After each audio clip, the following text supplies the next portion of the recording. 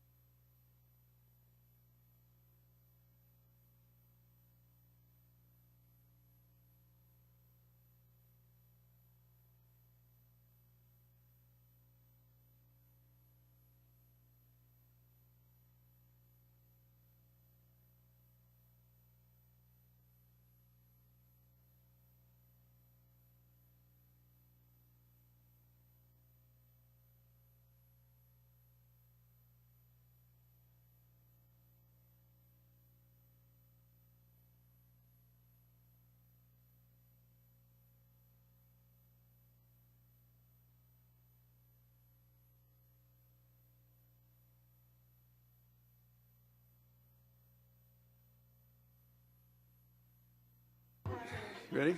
I'm ready. Okay, good evening. Since 5:30 p.m., the Board of Education has been in closed session, meeting on the appointment, employment, compensation, discipline, performance, or dismissal of specific employees of the district or legal counsel for the district, the sale or purchase of securities, investments, or investment contracts, litigation when an action affecting on our behalf of the particular district has been filed and is pending before a court or administrative tribunal, collective negotiating matters between the district and its employees or their representatives. Kind of a motion to come out of closed session. So moved. Second. There's a motion and a second. All in favor? Aye. Motion. We are in open session. Good evening and welcome to the regular Board of Education business meeting for September 8th. Our mission is to educate students to be self-directed learners, collaborative workers, complex thinkers, quality producers, and community contributors. Roll call, please, Ms. Bell. Sure. Brand new.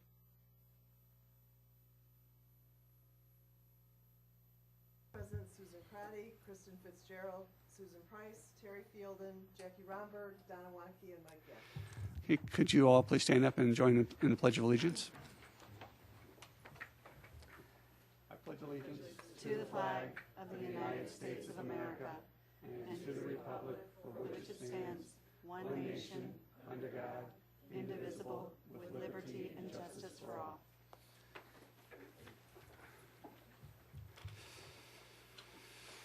Okay, first item on the agenda is good news. Good news. Just wanted to briefly thank members of the community, both individuals as well as a variety of community organizations who participated and partnered with District 203 in our first Welcome to 203 picnic, which quickly turned into assembly at the Naperville Central cafeteria due to weather.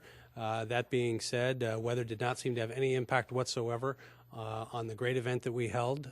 600 plus community members attended our event and took advantage of meeting new friends in District 203, connecting with District 203 and many of its families, but then also getting access to a number of community resources. So to call it a success, I think, is an understatement. Well received, many positive comments and feedback.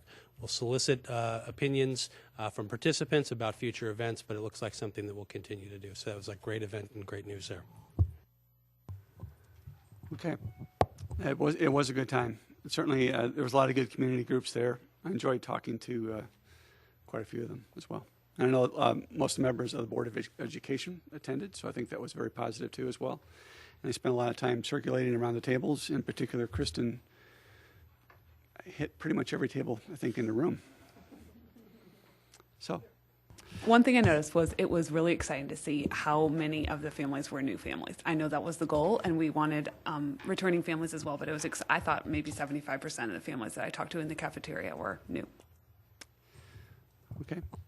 Any other comments by the board? On to public comment. I don't have any cards in front of me right now for public comment. Are there any people in the audience who would like to address the board on anything? It's 3 minutes per individual and 5 minutes for a group. Okay. Then we'll go on to communications. We have one student ambassador.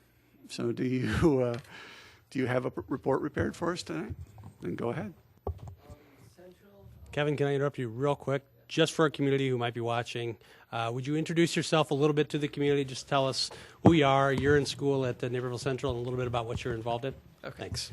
My name is Kevin Angel. I'm a member of the debate team at Naperville Central. I'm a senior. And aside from debate team, I'm a member of the Wall Street Society, which is Naperville Central's investment club. I'd like to begin my report by first discussing our Chromebook rollout, which took place at the beginning of the year.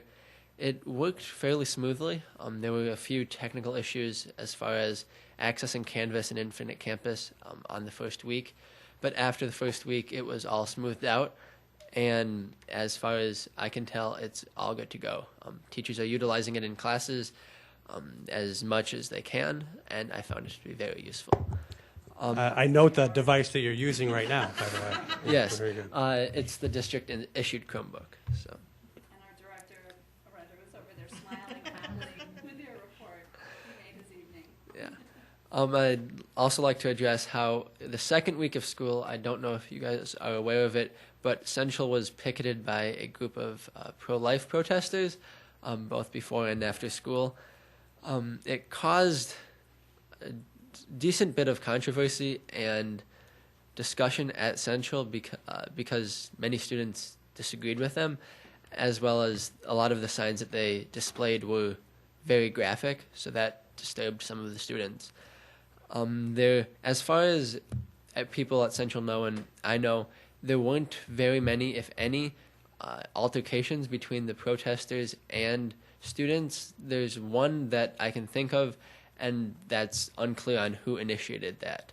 So there were some interactions and a couple screaming and one screaming match, but that we don't really know many details about that. But overall, it was a disturbance, but wasn't too big of one. In addition, National Merit Scholars were notified at Naperville Central and Naperville North last week. The names publicly are released tomorrow, I believe in the middle of the day, noon, so those will be available then.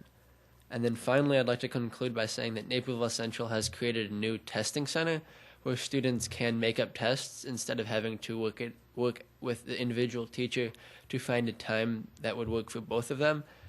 It should give both students and teachers more flexibility in making up tests. Thank you. So on the Chromebook, has anybody forgotten to charge their Chromebook so far coming into class? Yes. There have been several cases where kids haven't, but since a lot of students bring their charger to school, it's generally not an issue because they share chargers and plug it into the wall outlet. So. All right, cool. Thank you, Kevin, and welcome. I look forward to more reports. Superintendent, staff school reports. Gina, do you want to come on and work your way up to and Catherine's going to come with you? Okay. Just a reminder for the community and also for the board is we're back in school session now. Monthly, we will bring one of our schools forward to share with the Board of Education update on their work around their Rising Star School improvement plans. And we are pleased this month and this year to kick it off with Riverwoods. And Gina Baumgartner, principal, and Catherine Cahoon, assistant principal, will be here to update the Board of Education on some of their school improvement work. So, Gina, take it away when you're ready. Thank you so much for this great opportunity to share our school improvement goals, for we're always striving to do better work within our school community. What happened?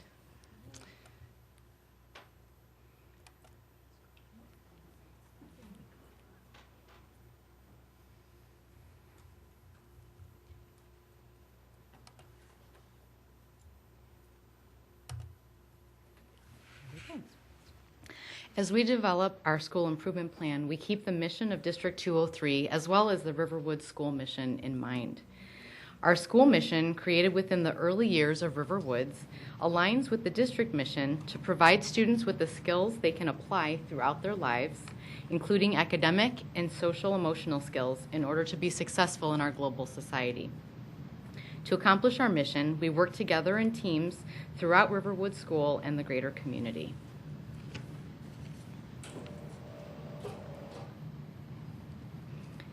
As a school, we follow a similar process for developing our school improvement goals, as well as for our teams of professionals in our professional learning communities, or PLCs. All teams begin with an examination of the current available information about a particular student group. Sometimes this examination leads us to develop new assessment tools to provide the missing data. After a thorough analysis of the data, teams develop a plan to address specific gaps or areas in need of strengthening based on the data. The plan includes specific measures to determine its effectiveness. Creating the plan often requires investigation of best educational practices. Once a solid plan with measurable outcomes is developed, it is implemented by the team members. The team then monitors the plan using stepping stone assessments to determine its effectiveness. Adjustments to realign the work toward the intended goal may occur. Our leadership team, made up of representatives of every specialist and grade level team, begins by looking at large data sets across the school and for student groups to recognize growth and celebration, as well as areas needing further investigation. The grade level teams use this big picture analysis to then hone in on specific areas in the students' learning at their level to support the overall school goal. Leadership team members serve as the conduits of communication between the larger school goal and each of the other team goals. Through this process, we are all working toward the same targets, but at differentiated levels across the school. Research on successful schools shows us that this collaborative team approach of shared leadership helps schools achieve at high levels. The research tells us that setting academic goals alone will not provide continuous improvement for a school. Continuous improvement requires work on fostering a positive school environment with shared beliefs that all students and staff hold each other to high expectations of conduct, collaboration, and academics. Therefore, at Riverwood School, we have developed school improvement goals that not only target our academic achievement, but focus on our school environment. We established our first goal to welcome all families and all programs to Riverwood School. In 2013-14, we welcomed the dual language program to Riverwood School. With the inclusion of the dual language magnet program, 150 new students joined the Riverwoods community. We strive to communicate clearly to all families in English and Spanish. At our front doors, a sign welcomes families and guests in over 20 languages. Morning announcements, newsletters, school signs are in Spanish and English to nurture biliteracy for all. As our school grows with new students and staff members each year, it is important to have established clear school-wide expectations. We are now implementing Pride Stations for all students and staff to gain common understandings of expected actions around our school. Students also design the Pride mural. It is a student-designed and community-painted mural. Our grade level teams designed opportunities for students across grade levels to interact with each other beyond lunch and recess to further include all children. One example of such an opportunity is our Kindergarten Friday Mixers. The kindergarten students rotate in small groups each week to different classes during discovery time. In this way, students meet and build relationships with students beyond their classrooms. These opportunities benefit all community members. To measure our school environment progress, we developed and implemented a common student and staff school climate and culture survey. Based on our student survey results from December 2014, 96% of our students feel safe at school. 93% of our students feel welcome at our school. 96% of our students have friends outside of their classrooms. These were significant, for we want to purposefully have all students feel safe and welcome and foster friendships beyond their classrooms. When we re-administer this survey this year, we'll be able to determine how we've sustained and increased these areas for our students. To further gauge our work in our school climate, we turn to an analysis of our student behavior data from 2013-14 to 14-15. Based on this data, we noticed an 11% decrease from 35% of overall office referrals for verbal acts in 2013-14, down with a decrease of 11% to 24% of office referrals for verbal acts. We also noticed a 9% decrease from 22% of office referrals for noncompliance, down to 13% in 2014-15. An area that grew that made up the difference was an area of non-respect for property, especially in the bathroom with paper towels. We continued our culture climate survey with the entire staff. Staff members took the survey in 2013-14 and 2014-15 school years to provide us with comparative data. From this data, we noticed an increase from 66% to 92% of the staff viewing our school climate as positive. We also noted an increase from 66% to 88% of the staff looking forward to coming to work. Based on these assessment results, as well as the Parent and Staff 5 Essentials and Riverwoods Into the Future forum input, we still have areas for further growth. One area of opportunity we plan to address is student-to-student acts of unkindness or bullying. While we find that many students feel confident to get assistance from a teacher, our community will benefit from positive or proactive approaches to preventing and handling acts of unkindness. In order to address these areas from our school environment data, we have adjusted our school environment goal to go deeper in all efforts. Over the course of this year, we have shared common read-alouds in all classrooms to create proactive responses by standing up to acts of unkindness or bullying. We also are working to develop common definitions of bullying based on the district policy, using kid-friendly terms to demystify what constitutes bullying. We're also providing community education on bullying prevention through assemblies and parent learning opportunities. We'll continue teaching and reinforcing the pride attributes and expectations. We will teach all students appropriate playground activities and behaviors through the Peaceful Playground program. We'll continue to foster our culturally responsive teaching and living practices. And we'll communicate methods of student individual goal setting in academics and social emotional learning. When we first started the new Rising Star school improvement process, we noticed a steady decline in our ISAT math scores over the previous 4 years. For our first year of focusing on data to drive our instruction in 2013-14, we focused on math.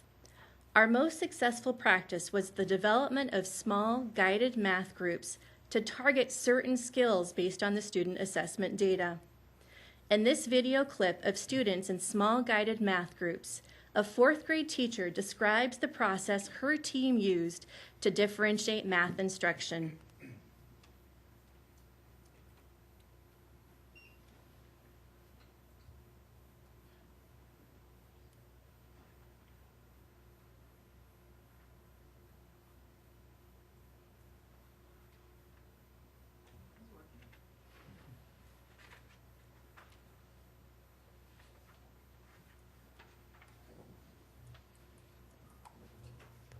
See if you have Chromebook.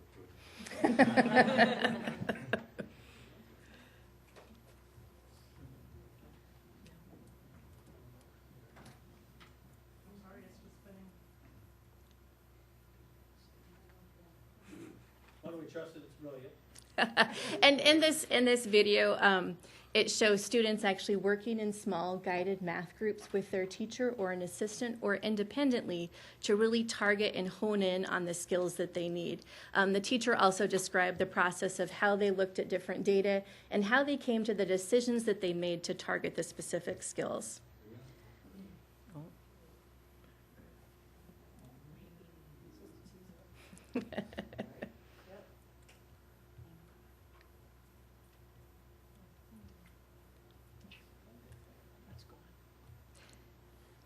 How about if we skip this one at this point?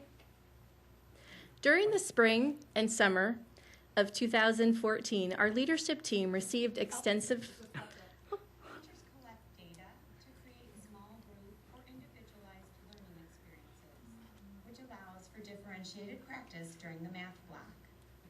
Through this, we see higher levels of engagement, as well as receiving direct feedback about the individual progression of skills. Students feel successful within a math rotation structure.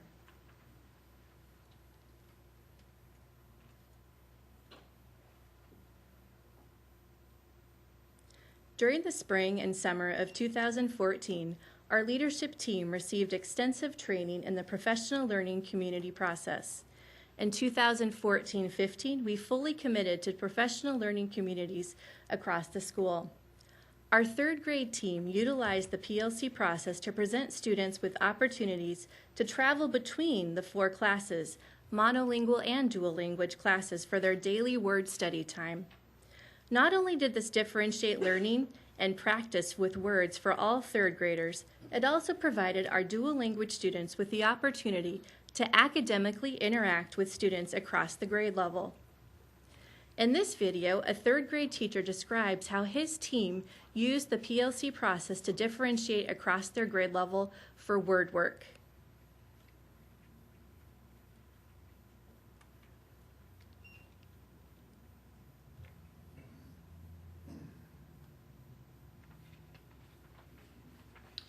Words Their Way is the resource that we use to teach word study in a differentiated approach. Our third grade team utilized the walk-to model. We looked at the data as a whole grade level and then formed flexible groups tailored to their individual needs. Each day, students walked to one of the 5 differentiated classes to work at their current ability level. Using ongoing formative assessment, we continuously assessed and regrouped students as they progressed through the Words Their Way program. Using this model allowed for student success in word study and also success for our grade level PLC, since we were meeting and making decisions based on current data. This model not only helps students academically, but also with their social emotional growth.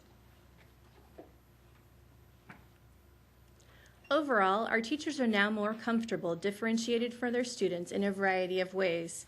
On our December 2014 differentiation survey, 92% of our teachers deem themselves experts or practitioners with using assessment data to drive their instruction. The remainder of our teachers labeled themselves as novices, but expanding their skills in this area. In 2014-15, we utilized our instructional assistants to differentiate instruction at all grade levels. The instructional assistants were guided by the classroom teachers as determined during their grade level PLCs. Instructional assistants worked with students at all levels for enrichment, interventions, additional practice, and confidence building. Students benefited tremendously from the instructional assistants' work in all content areas.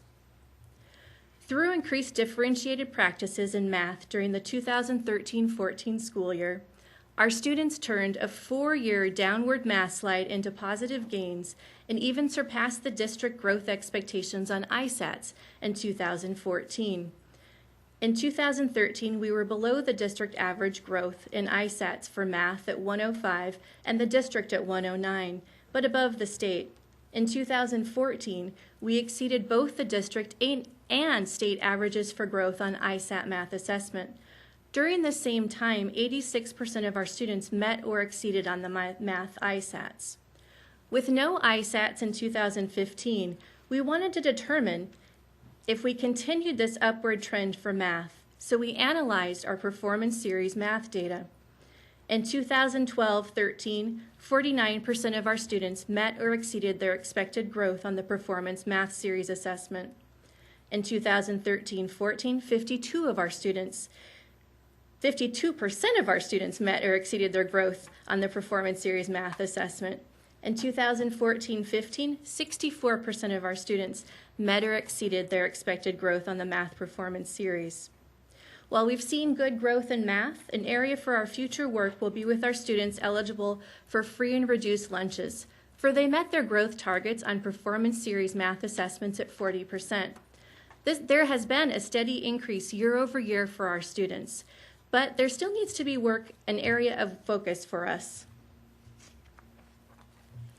Through our increased differentiated practices in literacy, including the word study program, guided reading, strategy group work, and individual reading conferences, 87% of our students overall met or exceeded their grade level reading expectations in spring 2015 on the Fontes and Pinnell reading assessment.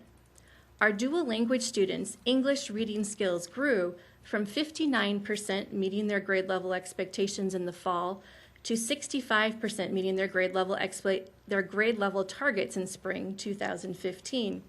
While we must keep in mind the students were assessed in English to compare our overall results in English, their reading assessments on a similar assessment but in Spanish showed more growth. Another reading area for further growth we will be addressing is our assessment results for some of our on-grade level and above grade level readers. We've noticed that they're not always consistently increasing their skills over time. Through our teaming and the PLC process, we've seen positive growth trends in both math and reading, yet still continue to promote areas for continued improvement. As a leadership team reviewed these data sets, goals, and associated research, we decided to move toward a goal that included student engagement to truly challenge all students at all levels to inspire their success. In order to reach this goal, we will build reading stamina to sustain purposeful reading time that truly activates student thinking, We'll implement consistent and common early literacy skills for word decoding, develop reading strategies such as the close reading strategies of notating text, interacting with text, linking multiple sources, and questioning text and the author for deeper meaning. Utilize technology to engage students in innovative learning activities in all content areas. Purposefully develop student vocabulary of power terms that cross over content and application. Examine our dual language learning progressions to hit power concepts. Establish and communicate student goal setting methods based on academic and social emotional standards, and align our homework expectations. The Riverwood School Improvement Plan aligns in multiple areas with the district's blueprint in Focus 2020. Each goal in our plan directly supports a strategic focus area for 2016, 2018, and 2020. As a community, we have come together and remained together. Now, through our work together, we will guide our students toward life success as continuous learners and confident, proactive community members through our focused, positive, and nurturing school climate. Thank you. Excellent report. Thank you. Questions or comments from the board? Susan? So Gina and I had the opportunity to meet. That's one of my adopted schools. We had a great conversation, and I did realize that it was the fourth principal at that school since I've been working with them. So I couldn't even remember the first one, which she helped me discover. But one of the things that she shared with me, one of the extraordinary things, could you talk about the bridges that you're building with the dual language program in your school? Because that was really unique and impressive to me. Sure. I think many of the things that we've done align directly with our first school that we've had. We've worked hard to have the children. First, we had them integrated socially across the grade levels. And then now what we're working on is to have them integrated academically as well as socially. And the Words Their Way work was one example of that. Another thing that we've done is making sure that we have programs before and after school that not only reach them academically, but also reach them so that they're involved in the school community, such as our running club that's free to all students. We've also included our dual language children in activities such as our after-school program for academics, but as well as student council. We've rearranged our student council time to make sure children who ride the bus can join us. We've also included parents in activities such as our bilingual family program, literacy program, where families come in with their children and they read bilingual books and they target a specific language, either English or Spanish. And during the process of reading the books over a course of 10 weeks, they then take a camera home and take pictures of their families, and they develop a photo album using the target language. So if I speak Spanish and my neighbor next to me in the program speaks English, we help each other write our own family book and our own family history. And could you talk about what you did with the teachers as well so that they were integrated in it? I thought that was fabulous. Well, when we had a new program join our school, we not only need to have the children part of the process and the families part of the process, but the teachers as well.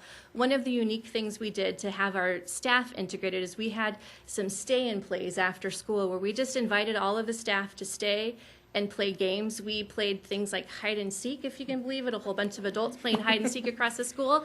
We also played some different games like Pictionary, and we had pizza together. But that was a way for us to bond beyond our regular day that we could do with all of the new staff. And you shared about the professional development that you started teaching some of the teachers. Mm-hmm. We've offered all of the teachers Spanish classes so that all of our staff has been able to gain some words in Spanish. If they didn't know maybe how to say hello before or how are you doing, now they have at least a base understanding of some of the Spanish common phrases. And will you also talk about your book that and how that worked? That you write. It's a Riverwoods book that you all read. So annually we do a one school, one book program, and since the dual language program has joined us, we've always selected a book that we have in English as well as in Spanish so that all of our families can participate. In addition to just reading the book, we create podcasts where our staff will record reading the chapters, and we've done this in English and Spanish. And last year, we included some children from the high school to read chapters, and so it was a neat opportunity for them to join us and just promote reading across all of our families, no matter what language they were using. And what I didn't get to share with you is I got there a couple minutes early, and I had to sit in the chairs outside her office like I was in trouble. So thank you for your time. It was really a great visit to see what's going on there and how rooms have been repurposed and kind of how we're growing and ebbing and flowing as a district. It was very clear in that school. Thank you. Okay. Kristen? So I was your adoptive board member when you set your math goal, and I have to say, looking at your results, it is so exciting to see what you were able to do by setting that goal. That was really exciting to see. I think that I want to make sure I had it correctly, that you were mentioning that within your victory, you're looking at opportunities to grow. And I think I understood it correctly that you said that though you had 64% of your students meet your targets overall, that you were looking at your economically disadvantaged, and it was only at 40. Yes. What kinds of things are you looking at to try to make a difference there? You know, a lot of what we're looking at is different opportunities to differentiate, and differentiate based on the skills that the students may be missing so that they can access the core content at the level that all the students are. So we have some intervention blocks that we have during the day that we have a teacher who's able to help us out with those. We also have our instructional assistants who can provide some small group instruction, and the instructional assistants may not always provide the instruction for the children who we're concerned about. They may actually pull another group so that the teacher can strategically work with the students. Exciting work, and I'll look forward to hearing the results of that next time you come. Thank you. Anyone else? Donna? Well, first of all, thank you, and thank you for all the data. It was wonderful to see even just the staff and the increase in their support for the school climate, and it was just wonderful to see that. And I love to hear everything that you're doing with dual language. I have a question that I haven't heard an answer to. Have we thought about like integrating the parents who are not part of dual language and how we can better get them to appreciate and foster relationships with the like I've heard a lot about what you did with the teachers and the students and the families that are in the dual language, but I'm thinking about the part that I haven't heard about it, the families that are not in dual language that now have to embrace this new community, which I think is wonderful. I just want to know that we've done something there too. You know, one of the things that we've done with our families who are not in dual language is actually invite them to the family bilingual literacy program, so that it's not just a program targeting our dual language families, but it's targeting all of our families to unite everybody together. Awesome. Thank you. Thank you. Anyone else? Okay. Thank you. Great, thank you. And as the Riverwoods teams moves away from the presentation table, Assistant Superintendent Tim Warenga is going to move forward to the presentation table. It's that time of the year when we provide our annual report to the Board of Education on the results of the ACT from the previous class, so from the class 2015. And as Tim's getting situated in here, I'll turn it over to him.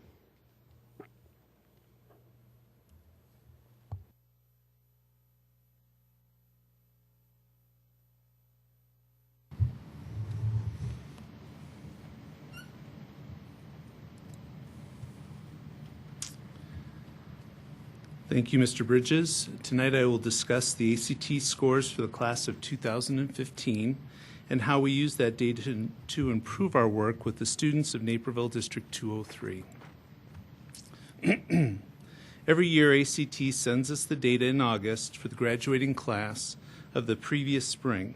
This data consists of the reports based upon the most recent ACT taken by each student in the graduating class. Tonight I will look at the ACT data for the class of 2015. I will review the ACT composite score historically and the college readiness benchmark scores. I will also show the data using cohort growth, report on the data from several subgroups, provide interpretations of the meaning of the data and the work to be done. There are several key points to remember as I present the data. First, even with the changes to the ACT test and the changes to our state testing system, over the long term, our scores are trending upward. When we examine our subgroup work data in our work to raise the achievement of our students on the wrong side of the achievement gap, we are seeing improvements over the last couple years. And our college readiness percentage, measuring the 4 ACT content areas, has improved. Our balanced assessment system includes several accountability scores, district assessments that are given regularly over the course of the year to students, and the classroom assessments. This report reflects the work in Blueprint 218C, which is to implement a balanced assessment system to prepare staff and students for success with the next generation of assessments. For the last 3 years, our data has included all students who have taken the ACT. Prior to the class of 2013, students who had extended time granted on the state test were excluded on the publicly reported score. This year, I will emphasize the new way that the scores are reported. The graduating class of 2014 was the last to take the PSAE, which included the ACT, as the first day of testing in late April for our juniors. We advocated for the class of 2016 to be given the ACT universally, and this past year, the state of Illinois paid for juniors to take the ACT this past March 3rd. This benefited all of our students, but especially those students who may not have the resources to pay for a national admissions test. One concern I have is that by scheduling the test in early March of the student's junior year, if a student never retakes the ACT, they will have less time on task or in class to prepare for the test. For this year, the state accountability testing in the high schools is still uncertain. PARCC will be given, but is unclear for which courses. The proposed state budget includes 3 levels of PARCC testing in math and reading, and 1 level of state science testing at the high school, and a college entrance test. Since the state budget has not been approved, we are preparing for any and all of these tests. The state accepted proposals from testing companies this past August, and while the details have not been revealed, with the expiration of the ACT contract this past June, there's an expectation that ACT and SAT will compete for the contract as they did in Michigan this past year. The decision is expected by the end of the calendar year, and the testing should be in March or April. This report is primarily based upon the public data reported in the ACT Class of 2015 grad report. We also receive monthly reports from ACT that includes any scores that the students took, students who took the ACT the previous month. Students self-reported their demographical, personal, and academic data, such as ethnicity and courses taken, to ACT. We match the students in our database using their name and birth date, and then load the data into our warehouse. It is important to know that the data in the ACT report is self-reported and that some information is not contained in the report, such as low income and IEP status. First, looking at some of our student groupings, I will pull data from our warehouse to report on comparing achievement, such as our schools do when they use Scantron analytics in the school improvement process. The image you see on the left is a screen on the left of the screen is a sample of the Scantron analytics filters that we apply when looking at ACT scores. I will start with using the data from the ACT Class of 2015 grad report, which was released a few weeks ago. The Class of 2015 was the second highest scoring in the history of Naperville District 203, with the highest being the Class of 2014. Their ACT composite was 24.9. From a historical point of view, there are several lessons to be learned. The first is that the ACT score is a benchmark representing many years of schooling. The Class of 2015 started in kindergarten in the 2002-2003 school year. The work of the entire District 203 system contributed to their progress over the years. What is also apparent from this graph is that both high schools and their feeder schools have consistently provided an excellent education for our graduates. Many districts with multiple high schools struggle with separation between the schools, where one of the schools consistently outperforms the others. The graphs of our two high schools wind their way around each other in an upward trend, demonstrating the consistency of education received by students at all of our schools. Changes in the ACT and in our state have also had an impact on our district ACT scores, but our average has continued to march higher. In 1985, our district average was 22.2. In 1989, our scores surged. Was this due to improvement in the schools, or did the students in Naperville suddenly become smarter? Actually, it was due to the fact that ACT replaced social studies by ACT reading. Our average ACT score improved to 24.1 with the graduating class of 1995.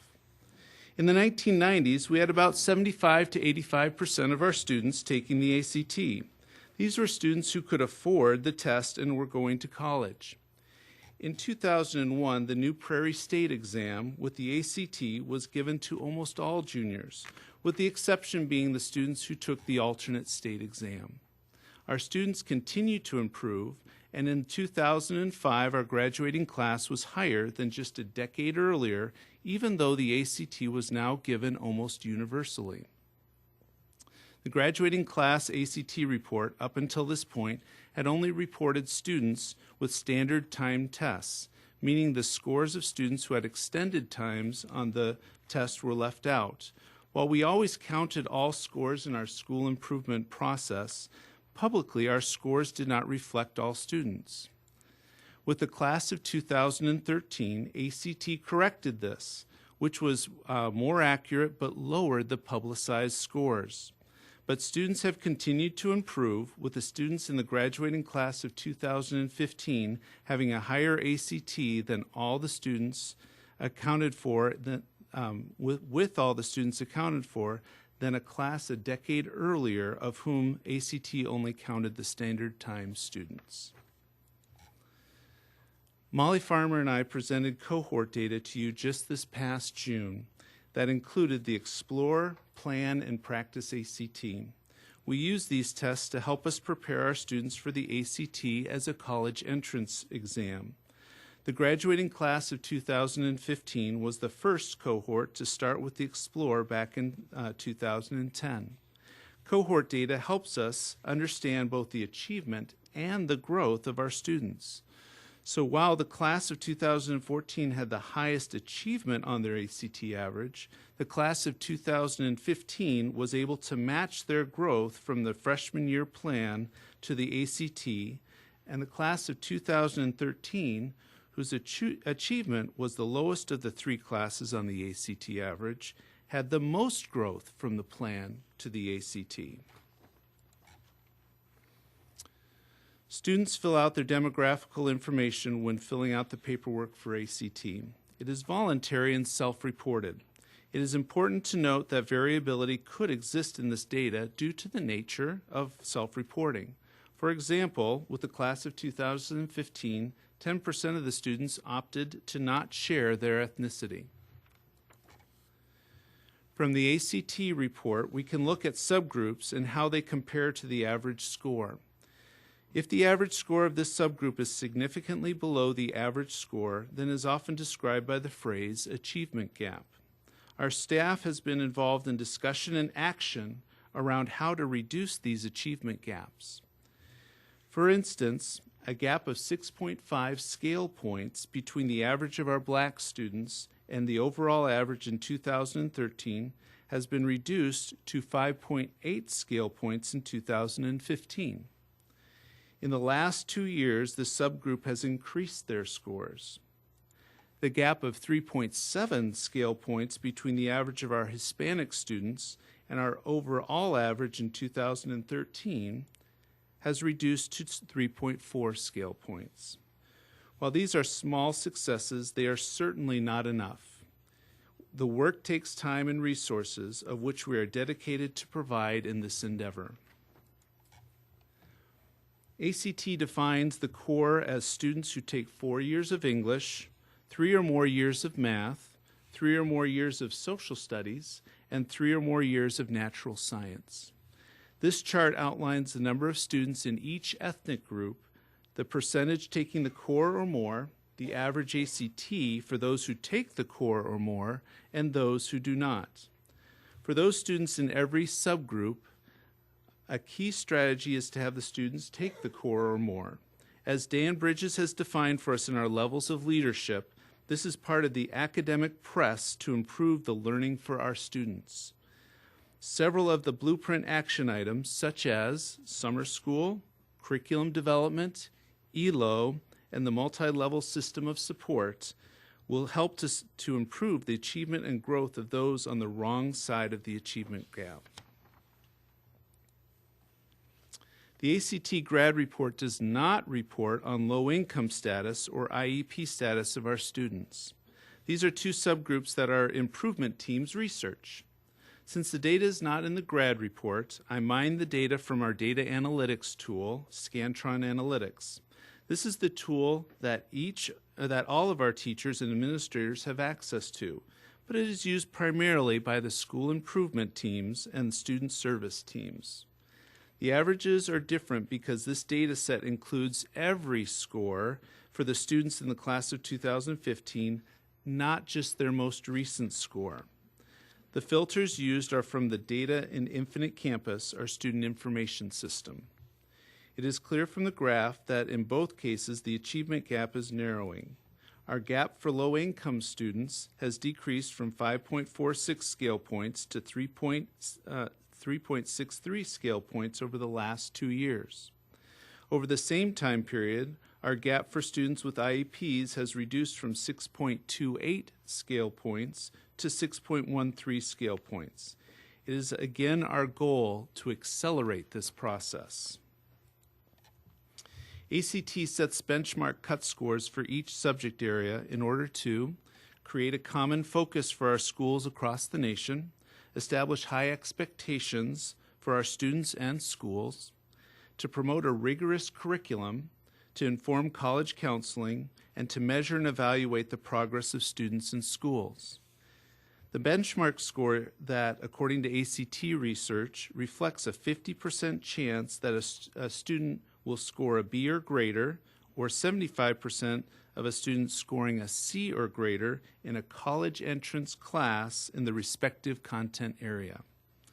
ACT reports these scores as benchmarks for being ready for college and careers. What they really tell us is the probability of success in the freshman course in these disciplines. Almost all students take college English as a freshman. Not as many freshmen take college biology. So students have more choices when they meet each of these benchmarks. To be ready for college and careers involves more than test scores.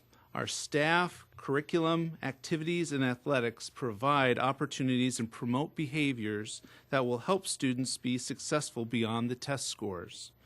But our students demonstrate an academic readiness to attend college or begin a career by scoring on these 4 different areas.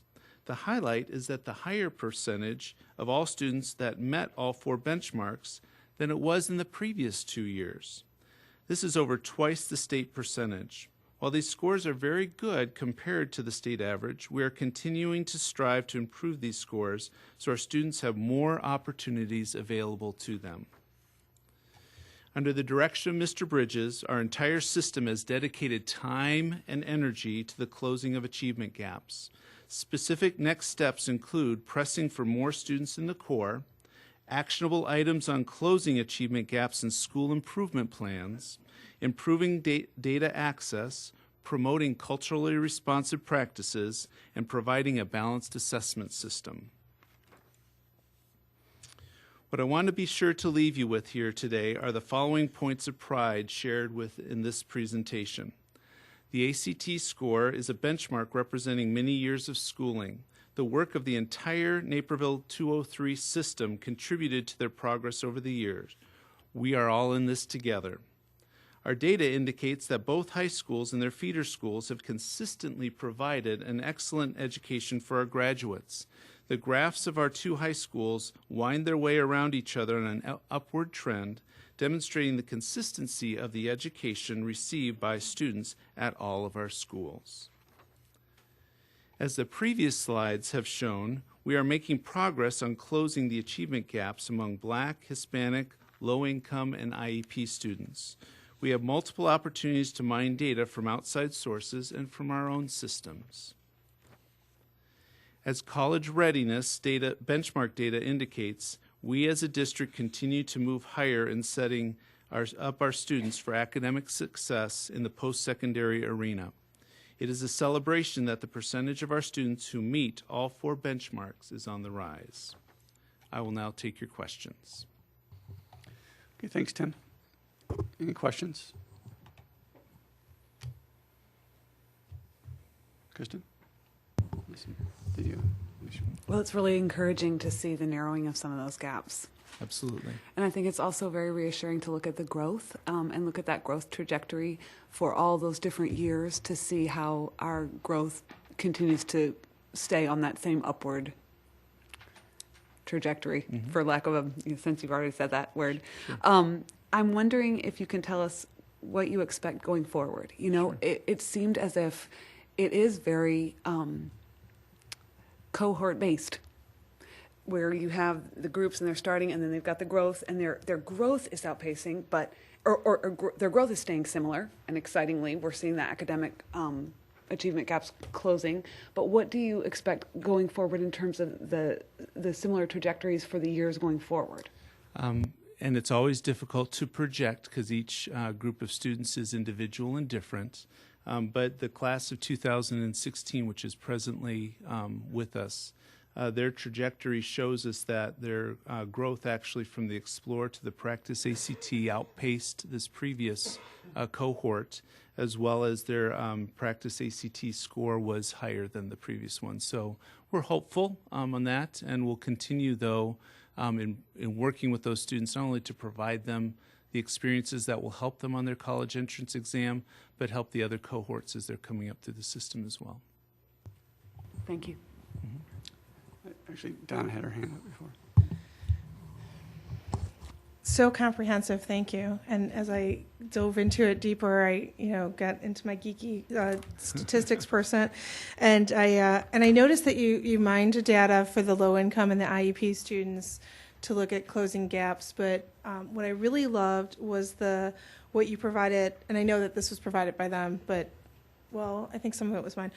You provided ethnicity levels of preparation, like based on the courses that they were taking. Is that something that's something that we put together, that you mined and put together? No, that was actually in the ACT grad report, so we were able to take that out. Oh, because they asked how many courses they take. Correct. Okay. But we do, to give you kind of a similar but different, for instance, we had one of our high school principals just today asked me, they're working on a report to work with students that they want to work on the wrong side of the achievement gap, and they're gathering information data such as things like attendance and other pieces that we can mine out of our system.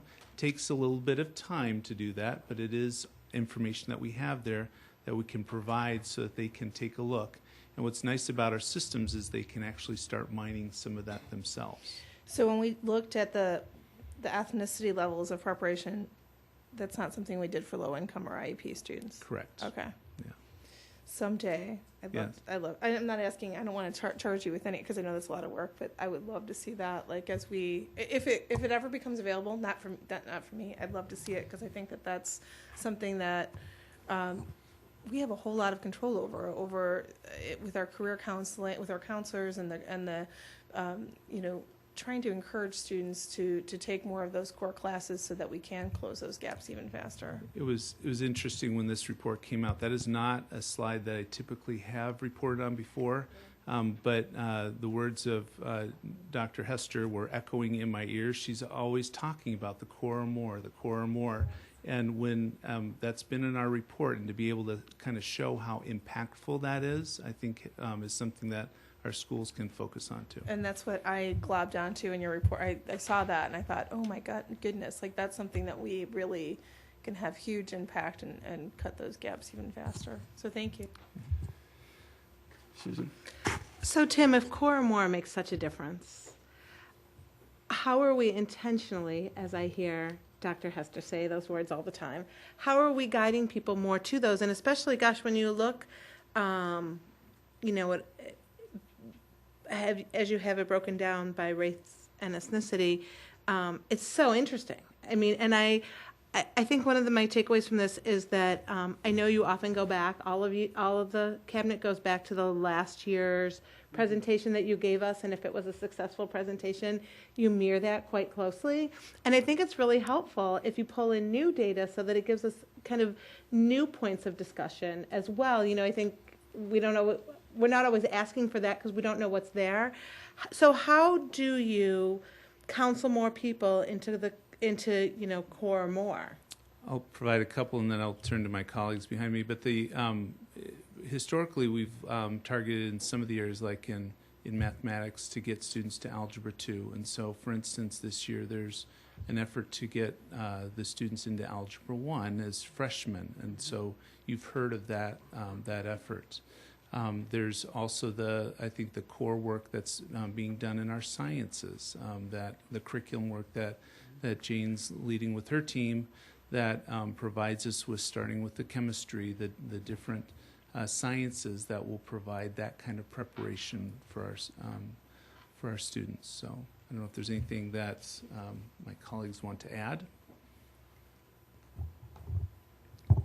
I just think I would add the work with Rising Star. So if you would go in and look at our school improvement process and look at the indicators, it actually calls upon us to go in, not only identify the groups of students, but then, provide the programs of instruction or the intentional actions.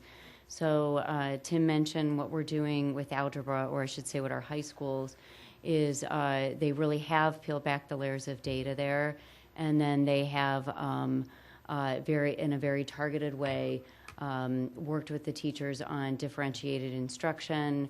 Not only that, we even looked at the kids who are accessing Algebra 1. And then looking at, if we understand that those students who are in Algebra 1 will be more successful, then we need to make sure that all students can take Algebra 1 at their freshman year. So do you feel like you found one of the keys to success that you can now, program in more often? I think it's more of just not just making these conversations anymore. So we're conscientious of what we need to do. I think one of the keys is now actively identifying potential and making the pathway available for kids to get into the Core and More. And do you feel like maybe sometimes, you're like, well, we want this kid to be successful, so we're not going to put them in one of these classes. But do you feel the opposite now? I would say we definitely feel the opposite. We're trying to change the conversation, too. If that's what's been a gatekeeping mechanism to keep a child out of a more rigorous course, the question now should be, well, what supports need to be provided in that course to ensure that there can be success? You've heard the phrase mentioned throughout Tim's presentation of academic press, and that's a phrase we coined from Dr. Murphy at Vanderbilt, which you'll appreciate. And it really focuses on ambitious goals for every individual student, access to the most rigorous curriculum we have available, and access for all students to quality instruction. So those have been the more intentional and deliberate conversations we've had. I think we have a high school improvement plan scheduled in a couple of months, and I think we'll target this conversation as part of their presentation. Perhaps. That'd be great. Thank you. Any other questions from the board? Great report. It's a great report, Tim. Thanks for all the hard work, and certainly shows that we're on the right course, at least the last 3 years anyway. And we're going to stay with the assessment team, but bring forward the Director of Research and Analytics, Molly Farmer, who is going to provide an update to the Board of Education on the graduate survey. So as Molly takes a seat, we'll turn it over to Molly.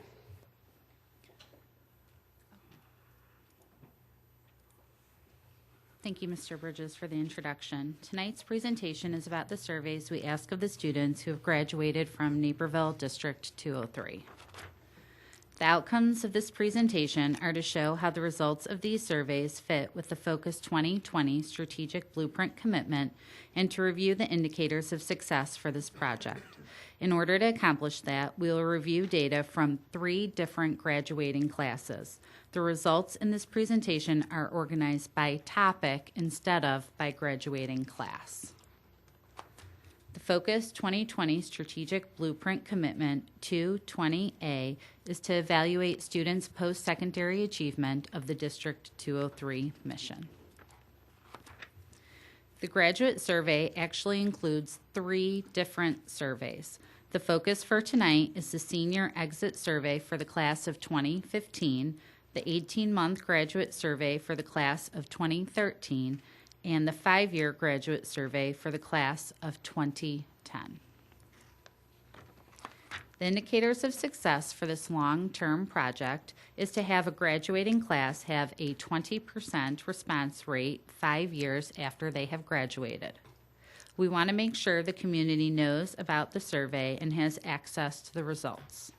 We want the students who are a product of 203 to show that they were given adequate preparation in their academic careers to show lifelong success with the mission statement. In order to stress the importance of the mission, the high schools will use this data in their continuous school improvement process. The class of 2010 is the first group of graduates who've responded to all 3 of the surveys. We are pleased with the 24% response rate. Not only are we presenting the information this evening, but we are publishing it on our district website under academics in the assessment section. Our graduates consistently report positively on how the preparation they have received in our school system and how they are demonstrating the mission in their post-secondary experiences. The high schools have been involved in the process from the creation of the surveys to reviewing the results to inform their programs. The mission is the basis of our work in District 203. On the right, the graduating seniors from 2015 were asked, how important is each strand of the mission to you? On the left, the class of 2010 was asked, how well did you develop the following attributes of the mission? Graduates rated from 4 as the highest choice to 1 as the lowest choice. The 5 strands of the mission statement are listed from the highest average to the lowest average. All the strands average to at least a 3, which correlates to good or important. Our mission endures through the years in the eyes of our graduates. There are several questions that relate to the different curricular areas and the experience students had during high school. Shown is the class of 2015 rating the areas from excellent 4 to poor 1. Most of the areas were above a descriptor of 3, which translates to good.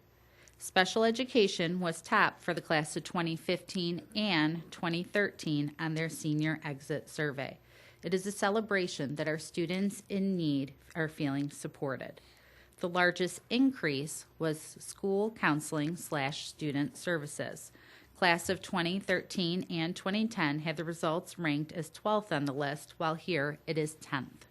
And there was also an increase in their average of 1900ths from the class of 2010. Some curriculum departments will have to review their data. For example, the World and Classical Languages Department should review the information from the graduate surveys to improve how students would rate their experience in foreign language classes.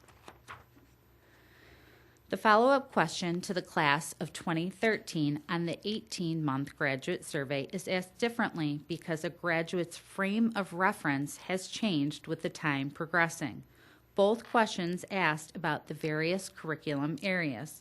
The largest increase seen from the class of 2010 18-month survey is special education grew on average 3100ths, an increase from being 13th out of 15th on the list of results.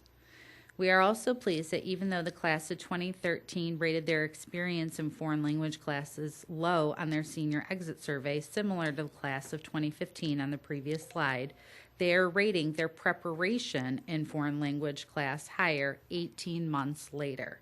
We also noticed the increase with the class of 2010 from their senior exit survey to their 18-month survey. The follow-up question to the class of 2010 on the 5-year graduate survey is phrased slightly different to account for even more time passing. Instead of rating each area on a 4-point scale, the students were allowed to check the area if it was applicable.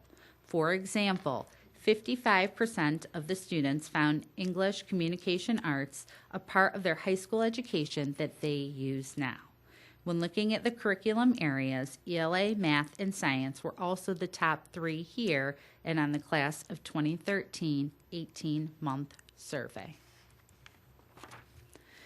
Instead of looking at the curricular areas, this question pertains to different skills. Students could rate their preparation on a scale of Great 4 to Poor 1. The results here are similar to the class of 2010 18-month survey. Critical thinking and problem solving are closely tied to the mission strand of complex thinker. This shows that students feel good on average with that skill. Transitioning from academics, there are 6 questions that ask about the climate of the building on their senior exit survey. The first question, about feeling safe in the building, had the majority of the students select strongly agree. For the other questions, they had an overall shape as the students feeling respected by each other, where the majority of the students chose agree. The results were all positive, especially when combining the categories of strongly agree and agree. The question on the right had the greatest increase from the class of 2013 senior exit survey when looking at those percents. The rest of the presentation looks at what the graduates are planning after high school. For interest in the following career cluster, STEM has risen to the top for the class of 2013 and the class of 2015 when compared to the class of 2010 on their senior exit survey. Immediately following high school, around 80% of our students plan and then attend a 4-year college. The results were similar for the 2 groups shown, as well as the class of 2013 18-month survey. These questions show the progression of almost all of our students being full-time students 2 years out to more than half of our students working full-time when they are 5 years out. For the class of 2013, a full-time student means that 84% are at a 4-year college, 13% are at a 2-year college, and less than 1% are at a vocational technical college. This question expands on the previous slide for the working categories. 49% when you combine the purple and red bars of graduates are doing work related to their degree, licensure, or certification. This slide is a true picture of success for the district. 89% of our graduates have earned a bachelor's degree. The mission statement has made our post-secondary student experience one that leads to a passion for lifelong learning if this trend of success continues. I will now take your questions. Thank you. Mike? Plenty of interesting stuff. I know the last couple of years we also got similar stuff, and I appreciate your comments on the buildings taking some of that information to heart. The one thing I want to make sure I'm understanding this correctly, because I don't want us to overstate our success rates. When you say 89% have received a bachelor or better, that's 89% of the respondents, right? Of 24%, is that correct? Correct, but we, even though when you're looking at the senior exit and the 18-month and then the 5-year, even though we're getting less of a response rate, we're seeing very similar distributions on a lot of the other questions. So we're hoping that even though it's a smaller population, that it's still representative of our students. Okay, thanks. So is this survey coming out from you or from school perceptions? School Perceptions is a group that we work with. We create the survey ourselves. We come up with the questions and what we want, and they actually help us track the students after they graduate. Okay, so I just received the 18-month follow-up survey for a 2014 graduate, and I deleted it thinking it was, I thought it was junk. It says, Naperville Central is asking for 3 minutes of your graduate's time this summer. I'm like, delete. Right? It didn't come from the school. It didn't, I just truly didn't feel like it was anything. And then I was just thinking, oh, there's a survey, right? And I like go back and look at my mail. I'm like, it says please forward to your student. Like, I would never have even considered that. And I don't know if that's a problem that you're running into, or you're looking for more, because a lot of, just like your cell phone number, the kids are getting more longer term emails. Even when they're in high school, they have those rather than just in addition, right? Kevin, you have one that's like your personal email address that you hope to use for the next couple decades or something when your school one goes away. Yeah, we actually years ago kind of asked not only graduates but parents about what they would prefer, and part of it was they didn't want it to be seen as the school requiring it to happen. I think we live in a different age, though, so I'm going to write that down and talk to. We're more interactive. We're more social media based now. I think it's time maybe we revisit that, and we could intentionally send it out from the schools, whereas before we were intentionally not because of that. So it's a good point. And I don't know if you get their email, but I'm happy. I'll forward mine to you so you can see it and why I thought it was junk. Sure. So, just so you know. Yep. Thank you. Jackie? Gina, I don't expect you to know the answer to this, but maybe somebody in the audience says, when's the first year they do reunions in high school? I think it's typically the fifth. Fifth year. Yeah. So I'm just wondering, I'm not going to tell you what reunion I'm going to this year, but I'm just wondering if, they're well attended, so wonder if that's another way. I totally agree with Tim, you and Susan's comment that the world has changed. So you see something from the school, you're like, oh, well, I'll respond to that. That's not just some third-party junk. But I just wondered if that's another way that you might be able to get this response rate up from 20 or 24, because I've asked my kids about it, and they too have said, and they were very involved in high school, very involved and loved their high schools, but they've said it must have gotten in junk, or they thought it was junk or whatever. And I thought, really? So. Good feedback. Any other questions? Thank you for your report. In one of your background data, you talk a little bit. It has some of the questions from the senior exit report, for example, for 2015, and there was a category talking about things that influenced my education or something, and it talked a little bit about homework and how classes were taught and a variety of different. It had something about boyfriends. I mean, it had a whole bunch of different areas where students were asked to rate different categories. Do we track those same categories over time, and do we see any trends of that? Are there things that we do to address the factors that they say influence their education? I believe the question you're referring to, what interferes with their learning? What interferes with their learning? Right. That question is one I believe we only ask on our senior exit survey, and we haven't looked at the trend from different graduating classes for those specific questions. But it's something we can look at. Just interested to hear if, how classes are taught or different things on homework was something that we've seen over time, that a variety of different students are saying that interfered, or if it would be something that just is an anomaly based on individual class responses.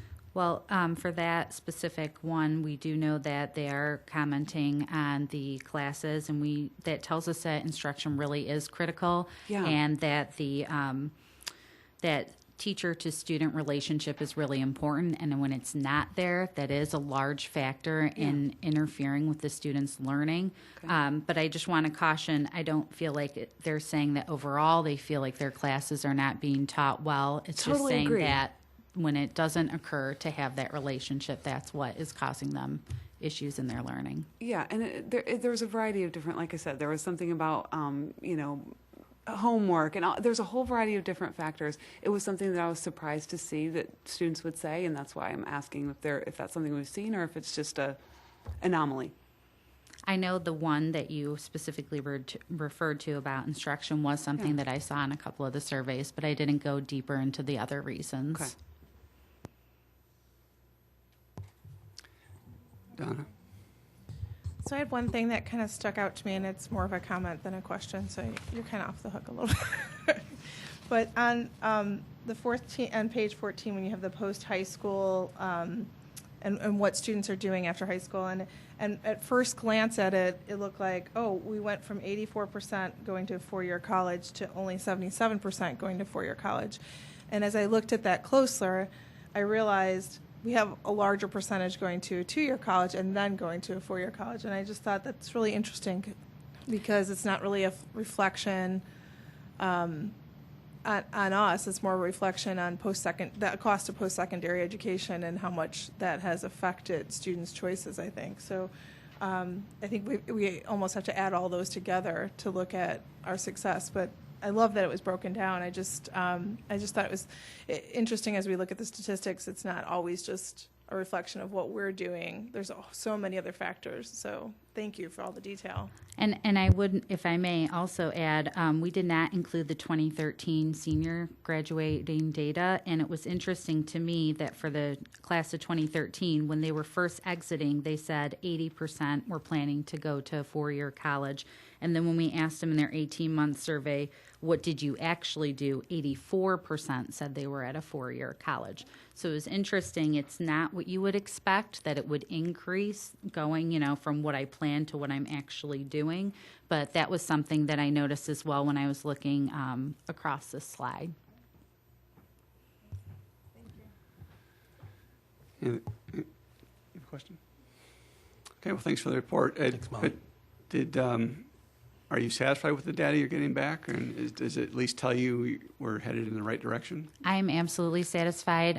We didn't focus on a lot of the questions at the end where we're just plain out asking, are you overall satisfied with your high school experience? And we are consistently getting, around 91%, I believe was this last one, saying, yes, we are overall satisfied with our experience. So I think that's very positive. Okay. Thank you.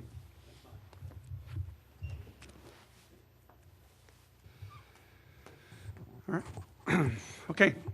Inside the President's report is a summary of the board self-review that's there for the public viewing. Board of Education reports.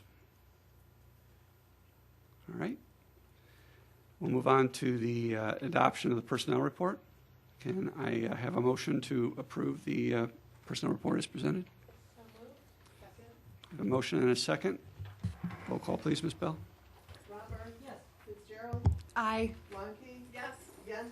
Aye. Prati? Yes. Price? Yes. Fielding? Yes. Motion carries.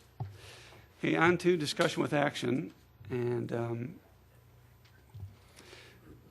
Okay. Yep. Annually, Health our insurance. Health Insurance and Benefits Committee meets to make recommendations to the Board of Education for any potential changes to insurance and benefits. And so Chief Financial Officer, School Business Official Brad Kaufman will provide you an overview of recommendations that have been made.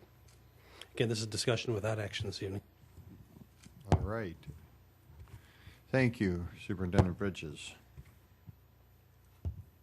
As he said, can you hear me okay? I'm sorry. How's that? Oh, okay, there we go. All right. So we have here loaded in the board information is the summary of all the information presented and discussed with the Insurance Committee.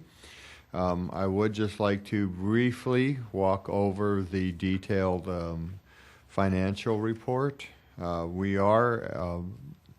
The 2015 report is in there. Obviously, that is about half a year estimated and half a year actual. We are projecting, as you can see on page 2, line 25, we are projecting that we could possibly end the year with a small deficit. But, like I say, we are only projecting half of the year. Then we take and we spring forward, and we have to then make an estimate for all of 16. It's very easy to project the revenue side. It's very difficult to project the expenditure side. But using the national trend of 9% of medical inflation, which we historically have done better than that. But even with that, then flash forward, you can see that if we kept our premiums flat, this is on page 2 again, line 40, we would be estimating approximately a $2.3 million deficit. So we looked at several different funding models, the committee has come to a consensus on page 3 of recommending a 4.5% increase for our medical and RX only, dental and vision remaining flat. That would generate about 31.7 million of revenue. If you go to page 4, you can see that that would then estimated on our gross cost of 32.8 at the 9% inflation. We would have about $1 million deficit there on line 26, page 4. That's a conservative. We've trended better than that in times past. We would not expect to actually reach that kind of a deficit, but it would be possible. If you, piece of good news, going to page 5, I would like to look at some national data with you real quickly. This is the Towers Watson Health Insurance Survey. And you can see that in 2010, our average premium as compared to the average, average cost, we were running about 26% higher than the nation. And in 2015, that has now dropped to only 16%.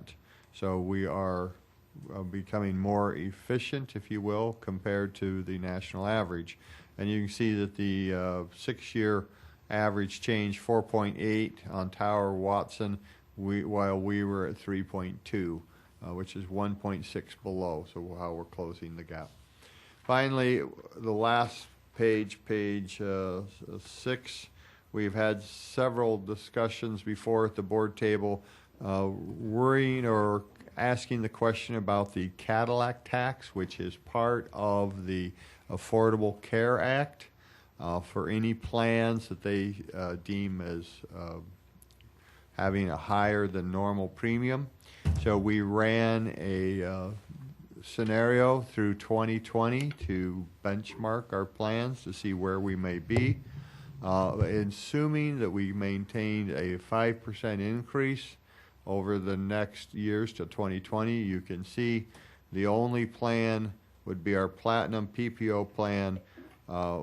That would become edging closer to that, but that's if you'll notice that Cadillac tax limit is not projected at this time to increase.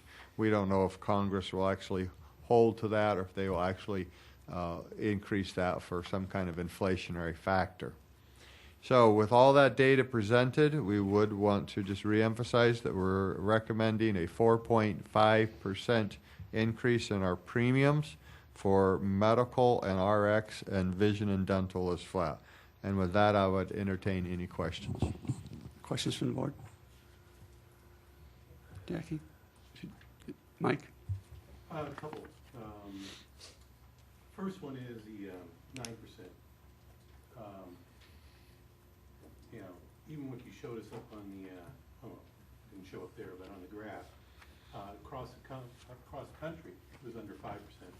I looked at the medical CPI over the last 10 years. I can't find anything over 4%.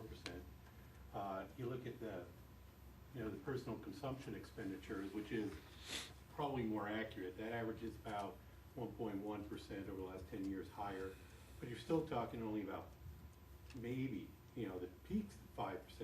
We haven't seen anything close to 9% in even the PCE, which I don't believe you're using, since 15 years ago. So we see what the average costs are that businesses are paying. We know that the CPI is nowhere close to that. Where is that 9% coming from? I can do some additional research, but our outside firm that helps us set the premiums, when they or calculate the number forward, that's the number they said that was from the national. So I will ask them to verify why, where they're, or why that number. It seems very high, like double what it should be.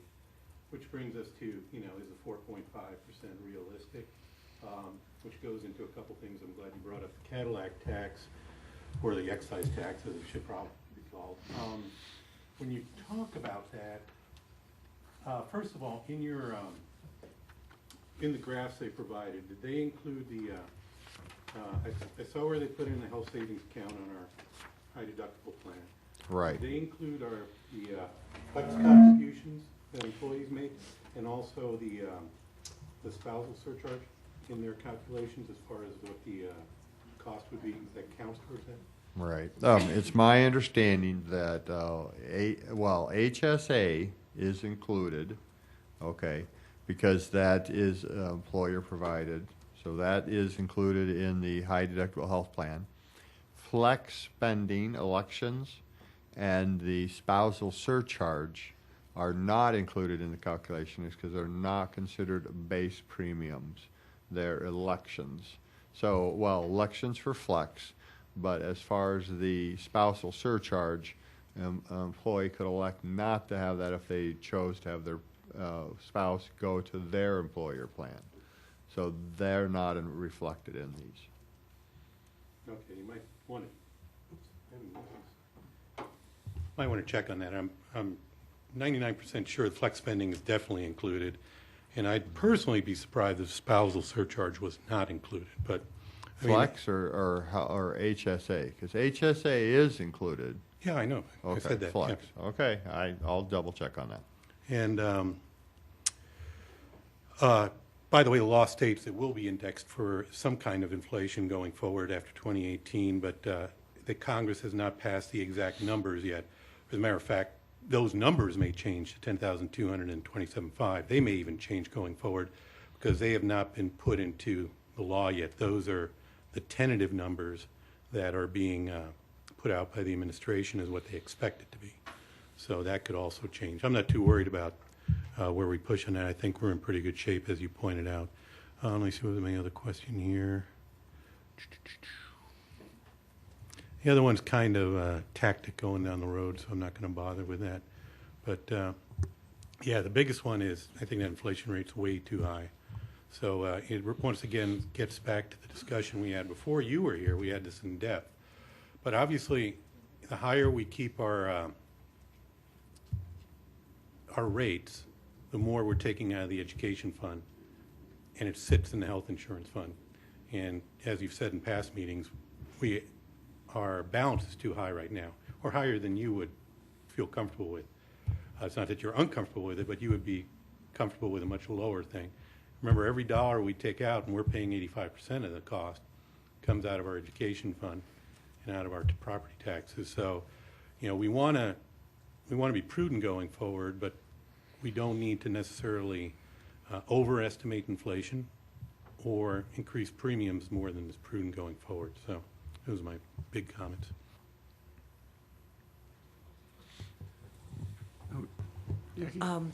Brad, remind me who, or I guess remind our community, who's on the insurance committee, please? The insurance committee is made up of a representation of management, which has 4 positions, and then each one of the unions have 2 positions. So, Kristen? I have rate questions also, and I remember I was questioning about the 9. First, my question was, what was the projected increase last year? Was it 4.8 right here, what it says it was, or was it higher, just out of curiosity? well, last year we did not increase premiums at all. But you're looking at what you're basing the premium increase based on what you expect costs to be, correct? Correct. So what I was asking is, what was the projection for last year? If we went up 3.2, is that, you said we went up about 3.2 last year in terms of our costs? Is that correct? Am I implementing? No. Okay. Well, that is, where you're pulling the 3.2 is our would be 6 Cost years comparison. of data coming off of the summary off of the Tower Watson summary. We did not increase premiums last year based on reductions that we made.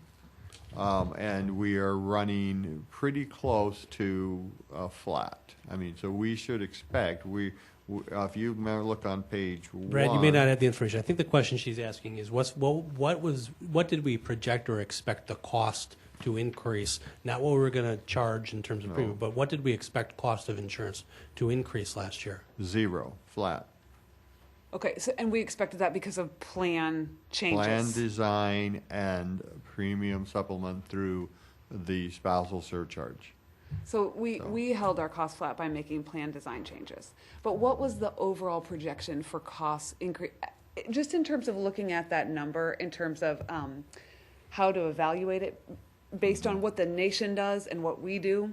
Obviously, our costs are implemented by our plan design, but we're also somewhat of a reflection of the nation. I'm just wondering, were the national costs expected to rise that much last year, or is that something that is projected because of legislative changes like ACA?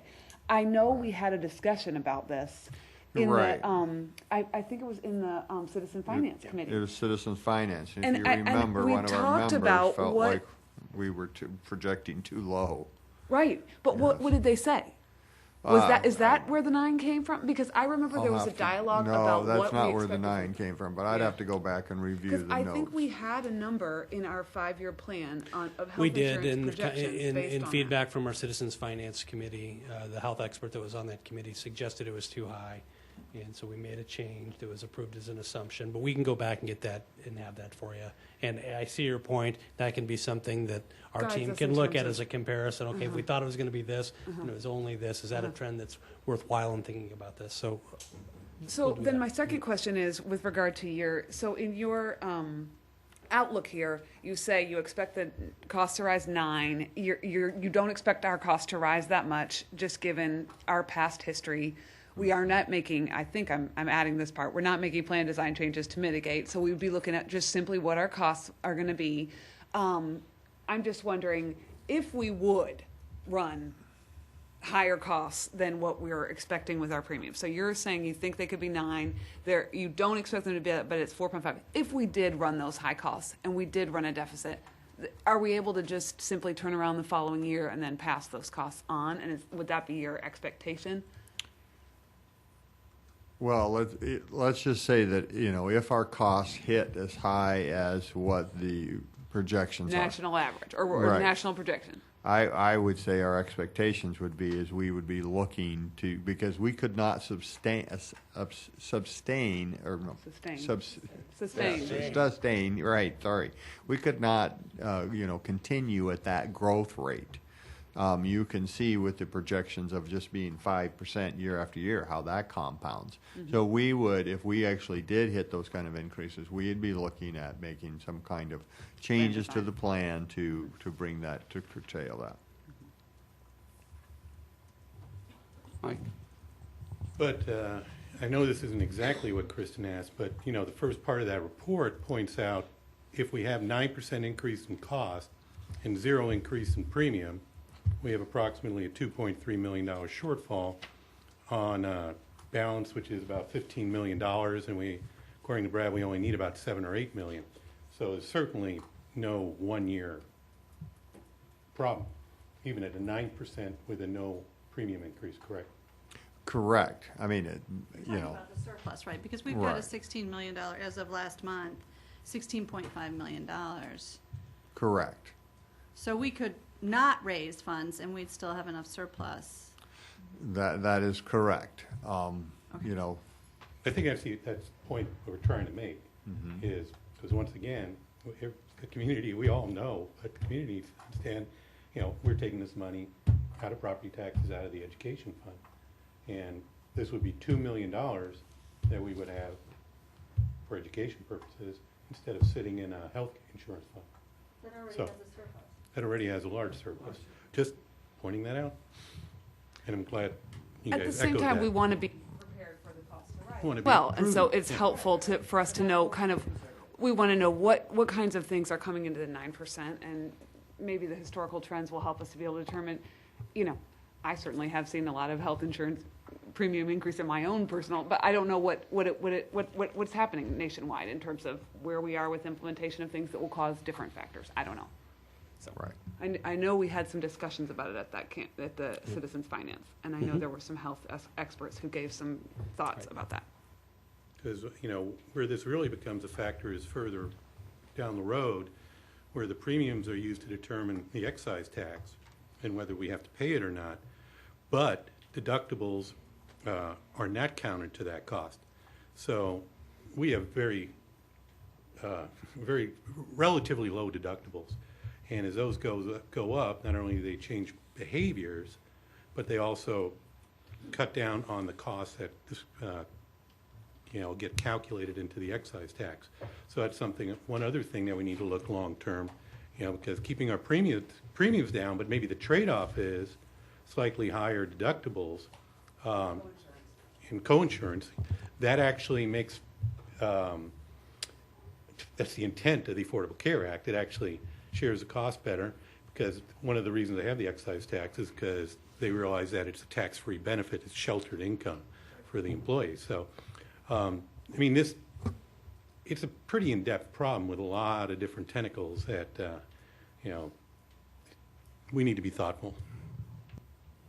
Is there information about the coinsurance and deductibles in this report? I wasn't looking at it for that perspective. Did you provide that or no? I know you have the premiums. I'm sorry. Since we had recommended no change, I can certainly provide a plan summary in the next report.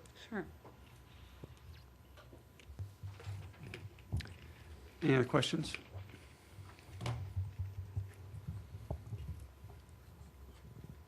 Okay. Next is 8.02, two policies out of Section 4 we'll continue to discuss. We've not made any changes in language to either 440 or 4100 just yet. There is a conversation that needs to be had by the board that will guide any edits or any updates to those policies. Anything you want to add? No, just I did miss right there when I wrote in the memo. Revisions include August 17th board feedback. I just meant to say, refer to Mr. Kaufman's memo that accompanies 4.40. Since it's a discussion item, the idea being there are now, rather than us rewrite the language and talk about the language, present which language the board wishes to determine should be the language to go in 4.40. Then we'll put that in and bring it back for action at the next meeting. So for 440, the conversation at our last Board of Education meeting centered around a definition of cash and cash equivalents. Administration was asked to provide additional feedback from other of our partners on their definition, so we've provided three. It was a sense that we had at our last meeting that the initial definition provided by Ellers was not in line with really board position or board thinking. So two additional have been provided for you and for conversation. So our recommendation is, or we have a conversation about if any of these three represent the position of the board in its definition of cash and cash equivalents. So, Brad, anything to add? Not really. That's great. Just reminding that this definition is not the definition used like within cash flow analysis or whatever. This definition applies to our rating as we're AAA rated, and if we ever needed to issue debt or anything like that. So wanting to have that appropriateness. Questions from the board? Donna? I don't know that I understood that. So, okay, so when you're looking at, for example, if we were looking at the definition of, well, I don't know, I shouldn't say cash equivalents, it wouldn't be used in cash flow. This is not a cash flow calculation.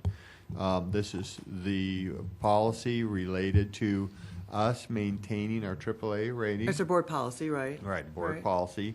And it's looking at what should be the equivalent liquid cash available that a rating agency might look at and say, okay, well, in order to maintain a AAA rating, how would they want that to look? So. Okay. I guess I echo thank you so much for asking PMA. I think we've worked with them a long time. I don't know anywhere in all of my years that I have ever heard of cash or cash equivalents being 12 to 24 months. So I'm grateful to have the other one. I agree with GASB and PMA, 90 days or less.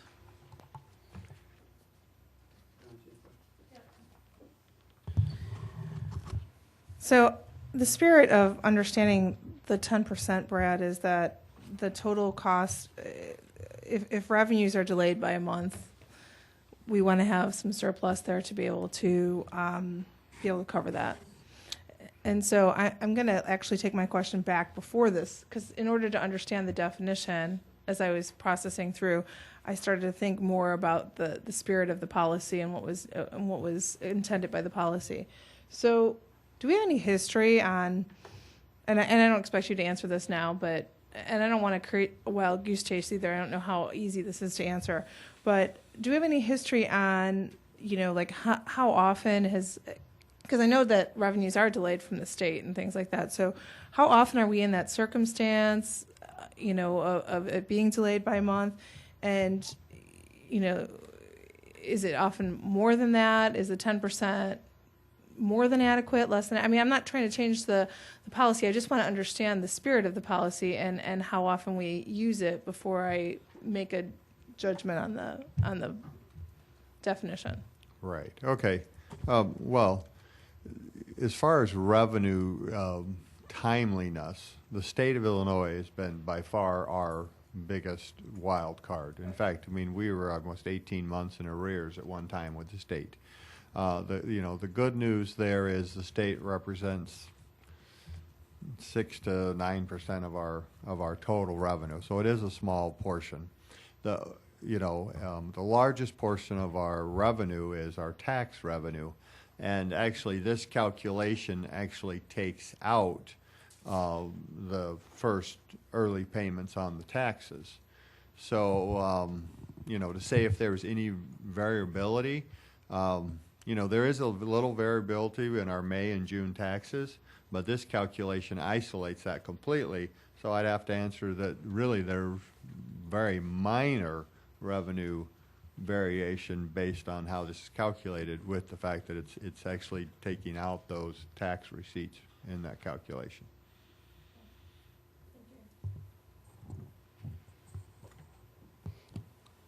Mike. And I certainly understand that. But you could also go to May, and you see that already this past year, and this is before we pay off any of our bonds, which take $10 million in cash. We butted right up to the 10% there. Before we got $100 million in cash receipts, we only got $2.5 million in May, and still with that, we were about at $27 million in actual cash, which actually I believe included the health insurance fund, which would have been another $12 million. So we were probably closer to $15 million in liquid cash. As our policy still states, it says cash balance. So I understand there's $100 million that comes in typically in June, but just a month prior, we don't have that $100 million, and we're already getting dangerously low. So I don't want to focus, I know the way the policy is written, I don't want to focus too much on June and the fact we get $100 million. The idea is we want to keep a prudent and safe cash balance. Not 24-year treasuries, not 12-year bonds, cash balance. That's what our policy currently says. We talked about adding cash equivalents. For people who know, it's a Government Accounting Standards Board. I think that's a good guideline. That's we talked about this in June. We talked about it in July. Went around the room in July. All the board members said cash is cash, pretty much. And I'm trying to figure out why we're still talking about this. But I'm glad PMA also agrees. And I'd like us to move on and, clean this thing up, because this is our first reading, I think. Yeah. So if we can get a sense from other board members. We have heard from two. This would help us. Well, it seems like the similarities between PMA and GASB is presenting insignificant risk of changes in value because of changes in interest rates. And I think that would be my concern with the middle definition, is the question mark about the risk of changes in value. Okay. And I would agree with Mike on the cash is cash when we're looking to have that money fluid. That was the intent when we put that money aside, to have it available. So. Okay. An additional thought, I know we're not the only school that copes with these kinds of questions as we set our policies. Do you have data about other schools or other school districts or other municipalities and how they've managed to work this out in terms of their own cash reserves?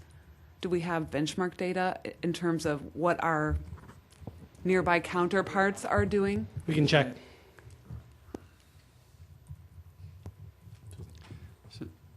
Good. No, just going to ask if you wanted to speak. Okay. The problem I don't like about the Ellis definition is just the long term, the 24 months maturity, trying to include that as far as cash goes. That seems to be a little, coupling that with the policy, and I get the flow of tax money and so forth. But it says at any month during the year, or any time during the year. So whenever the tax, if the taxes were delayed for whatever reason, we may have a gap. We may not have a gap, but I think you've got to get it to a place where it's liquid cash, and the 24 months is too long of a duration. I mean, the 6 months I could live with if we had a 6 month like a CD or whatever, and we're waiting for it to roll or mature. That might be a little bit more reasonable, but 24 months is too long. Okay, Don. I would support what my colleagues are saying. When I asked you the question that I did, I was trying to also understand. I think the reason that we are where we're at with the discussion that we've had is that, at least the way I've interpreted it, is Brad has worked really hard and diligently to try to earn more interest income for our district, and I think that we're trying to balance the two, but we have to stay within policy. So I would say cash is cash, but I do appreciate that you're looking at all these things and trying to make the most of our money. I just think the policy is the policy, and we need to stay within it. But I think your heart and your intention is in the right place, and I understand why we've had so many discussions is because you're trying to balance both of those, and so I appreciate that.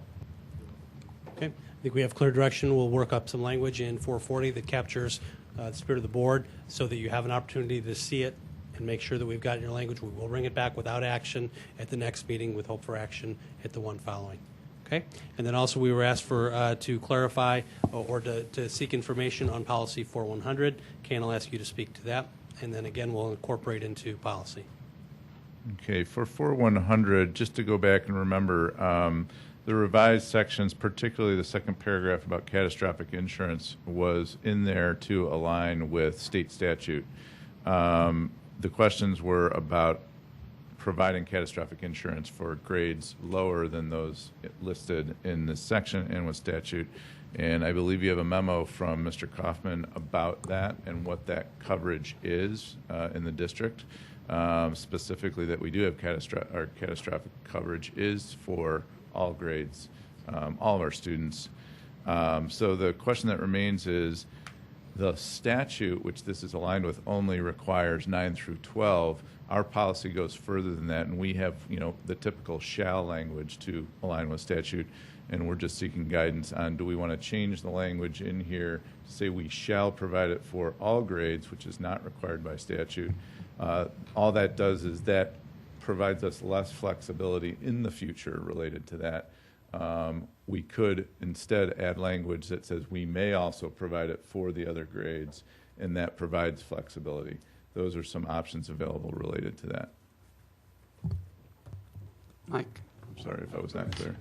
Well, the law is the bare minimum. We're allowed to do more. Absolutely. There is no gifted education in the state of Illinois, and we provide more. Absolutely. So, although I hear what you're saying about May, we could certainly be in a distant zombie apocalypse future, really, low on cash, and that's an expenditure that you've put out there. That's 93. It's a total of both of them together. Or, it's $200,000. Not even. About that. Mm-mm. 93,000 for total. mandatory, 17 for a total of 110. I'm sorry. Okay, so $110,000, which I appreciate that we're providing that for our students. So I guess I would go for May. We may provide it, but I would like some language in there that acknowledges, so maybe just to prevent that confusion. We do provide that insurance, and we do have students playing at junior high level, and I think we can, at least in our language, go beyond what the state is doing. Mike? Correct me if I'm wrong, but the way I read the report, it's actually an update on what we were told 2 weeks ago, or 3 weeks ago, whenever it was. Mr. Yench, I'm sorry to interrupt. I'm going to be the police for the microphone. I'm having a hard time picking up the audio from the board members Well, if you're not normally, speaking directly when we into had it. more money, we each had our own microphone. But anyway, sorry.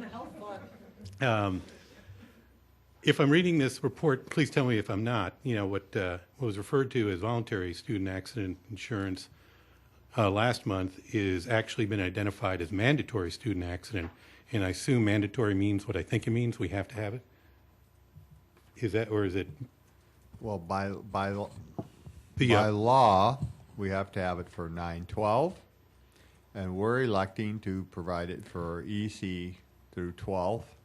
Okay, I'm And looking at the with report. At your memo, you refer to mandatory student accident insurance. Not that he's not referring to the catastrophic student accident insurance. Oh. Right. Okay. Is your question by law or by policy? When I used the term mandatory, meaning that it wasn't something that parents could choose to or not to take. It was that the district was providing it, and it was coverage for the entire student body.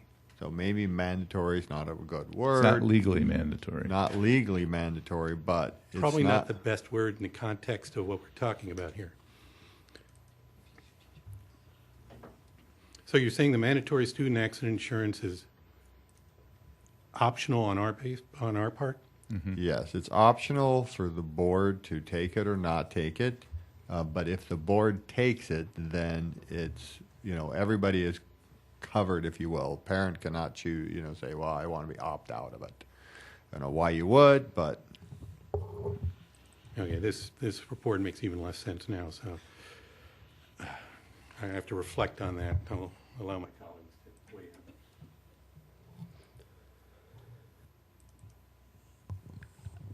in. Any other questions? So we have 100, I think we're going to have to bring back again for further discussion. What we're going to ask you to focus on, I think Kane set it up pretty well, is now we're clear now that it is provided, that we are currently providing it for all our students. The language question we'll have for the policy is going to be language as we shall provide it, put it in policy, memorialize it in policy, or we shall provide it for 9/12, which is required, but we may provide it for the other grades. And then we will ensure that there's clarity here in this summary. Kristen? I just have a suggestion. It says here, catastrophic accident insurance at the mandated benefit level for student athletes in grades 9 through 12. If you just struck in grades 9 through 12, you've still made catastrophic accident insurance at the mandated benefit level the policy. You just haven't specified that it's only grades 9 to 12, which it is not, because we offer it for all, correct? So you would just have said, we're going to comply with the mandate, but we're not specifying that it's only 9 through 12. This is confusing. This policy is confusing because it suggests that we're only carrying it for 9 through 12, correct? Well, that's what it's required. I get that, but you're still complying with the policy of mandated benefit levels if you strike in grades 9 through 12.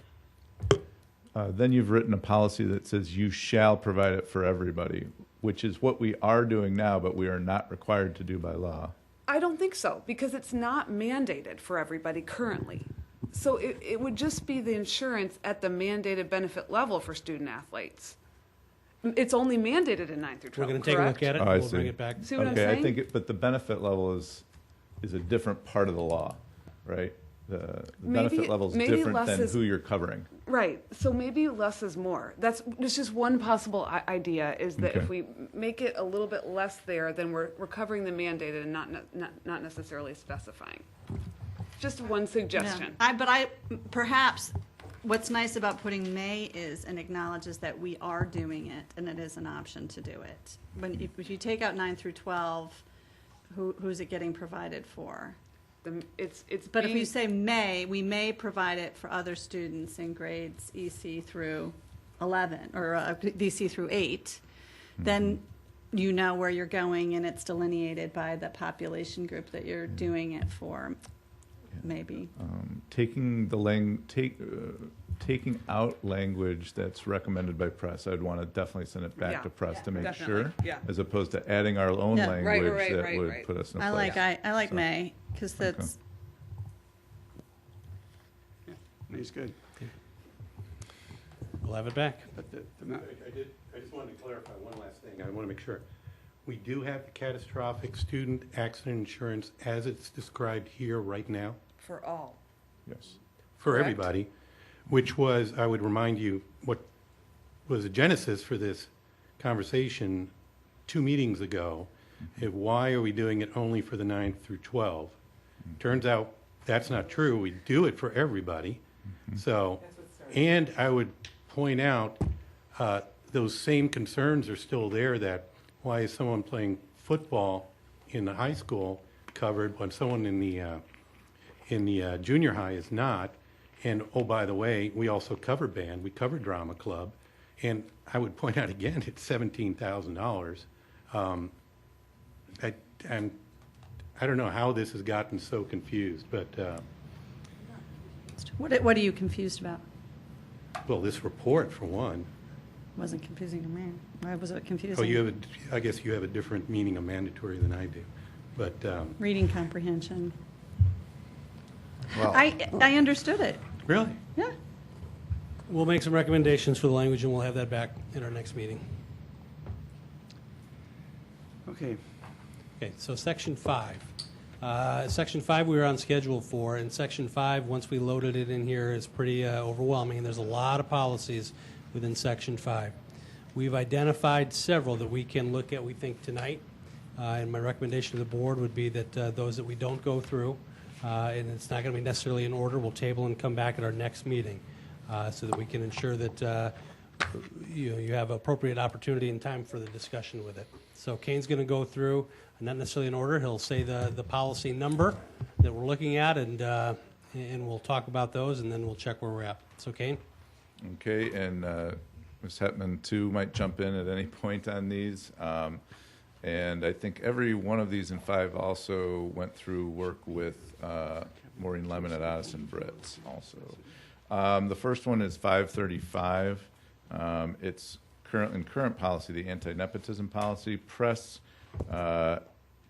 535 is really about compliance with the Fair Labor Standards Act, so it's kind of whole cloth there, and then it moves nepotism as a piece to and renumbers it as 538. And I'll just ask if there are any questions about 535.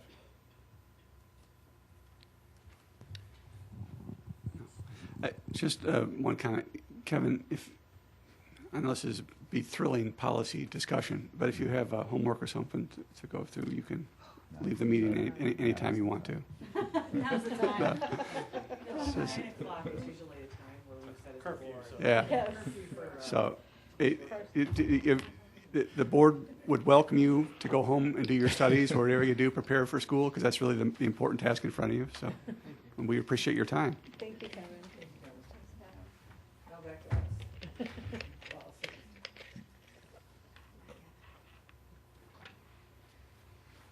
Okay, 538 then is simply our existing anti-nepotism policy. Press doesn't have revisions for that, and it renumbers it as 538.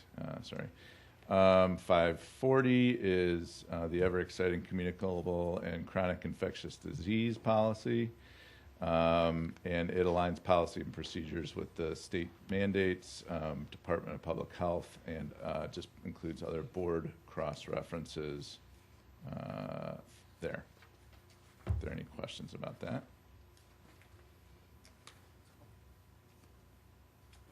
Okay.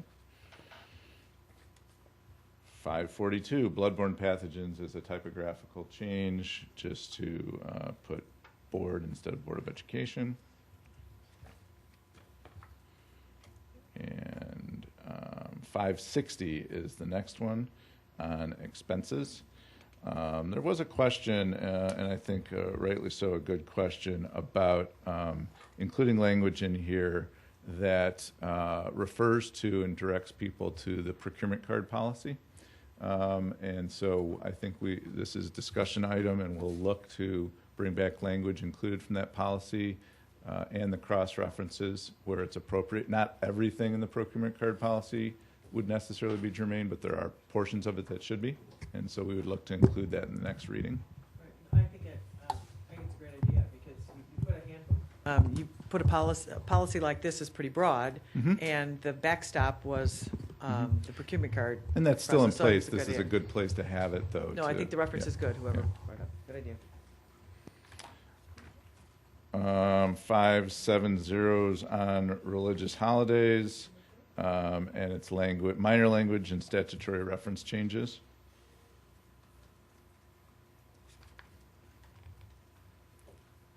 Any questions on religious holidays? Questions? Okay. 580s on court duty, and it refers to the bargaining agreements, and then just refers to policy for employees not covered by the bargaining agreements in terms of their pay and what they pay back if they do serve court duty, jury duty. 5100 is the next one. Oh, give me just a moment. Staff Development Program, just typographical changes, and it's a change in the name from the National Staff Development Council to Learning Forward, which is the same organization that's been renamed.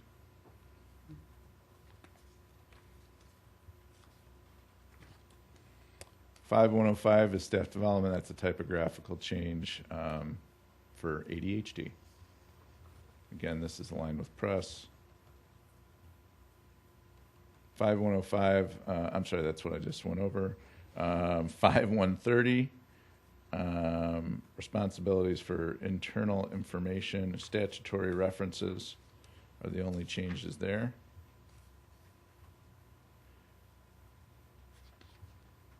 Five 140, I think there's a cutoff on my memo, but it is related to solicitations by or from staff. It's simply a policy, gives the designee for the superintendent, and there was a question about this, about what are donations and sales, and it's really meant to prevent unapproved solicitations by anybody on school grounds. Kristen? So that was my question, and I just wanted to make clear, the question that came to my mind was programs that are run school-wide that do solicit the donations of staff. They well, among others, families, students, for many times families with special needs, or candy cane carrying, those kinds of things, where we're doing those kinds of things. So is it that those don't have prior approval from the superintendent? Or designee. So how do they not fall into that? Designee is 'Cause the included in designee- that language. So in this case, that would be the building principal. Okay. And that's common right now as to what goes on. Yes, I know it is. I just wanted to make Yeah, sure. Okay. absolutely. Thank you. I just want to be clear. Okay, got it. The next one for tonight to start is 5202, salary guides. And there's simply language that's been stricken that's unnecessary for the policy. So I have a quick question. Kane, that's still, this is the one, did I have my notes written down right? Is this the one where you have 5 years of credit? Yes. Okay. And that's, I guess I wanted to ask Carol, that's still common, or when there's exceptions to that, but the standard is 5? It says maximum of 5. And we do, yes. I'm sorry? Yes, that is correct. And we still do hire people who have coming from private schools. So it's Okay, good to have this so in here. Up to, do we say up to a maximum of 5 years then? Is that the right terminology? 5 years credit. And you feel, I guess, what do my colleagues think, or I don't know, what, is that what we're comfortable with? So how often do we go over the 5 years? Not often.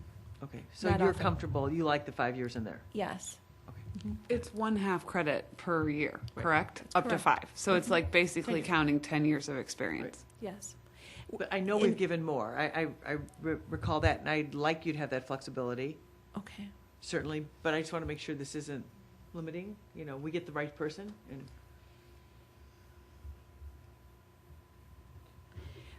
That first bullet point is the teachers having private school experience while not certified will receive salary credit at the rate of no more than 1/2 year for each year taught, up to a maximum of 5 years credit.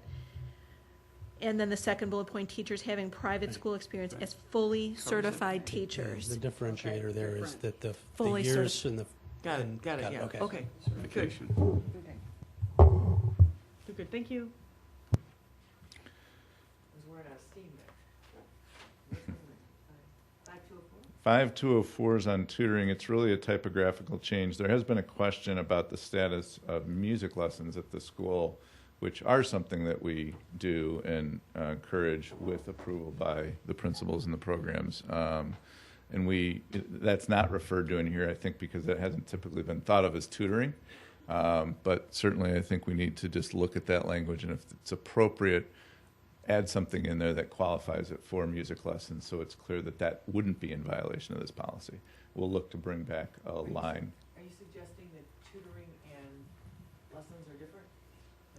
I think they've been treated differently. So when this policy's been in place for some time, and so I don't think that they were thought of as tutoring the way it was, the way when this policy was written. I think we just need to have a conversation about differentiating between tutoring and private lessons, because in operations, they're being treated very differently. So it'll be clear that the policies. How would you consider private lessons? Well, this policy really is, I believe, addressing the members of our professional staff. The majority that I understand, I think we'd have to do a little bit more investigating, I believe. For example, the example given, music lessons are not necessarily given by our staff, or the tutoring, the individual lessons given by other professional staff.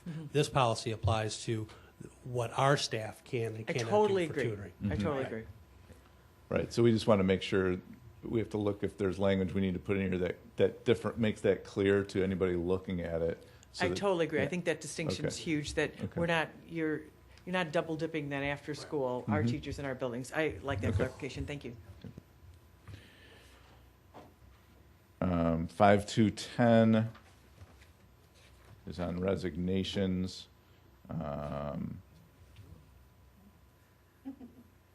And it assigns existing 210 language to 212 below. 5210 is a new press policy, and the existing 5210 will be in 5212. And it's just related to resignations of positions. Are there any questions about that?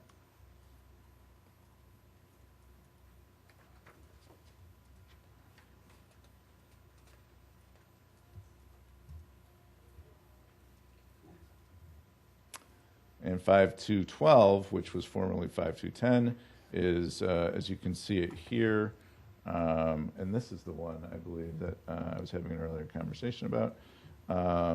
It includes all of it into 12 and strikes quite a bit of language that's no longer necessary in this policy. Yeah, we're not going to look at, we'll go to 5222. Oh, I'm sorry. I went over one we're not going over tonight. I apologize. 5222 is the next one. Summer school teachers, typographical changes only. 5230, maintaining student discipline, typographical revisions, and cross references to board policy.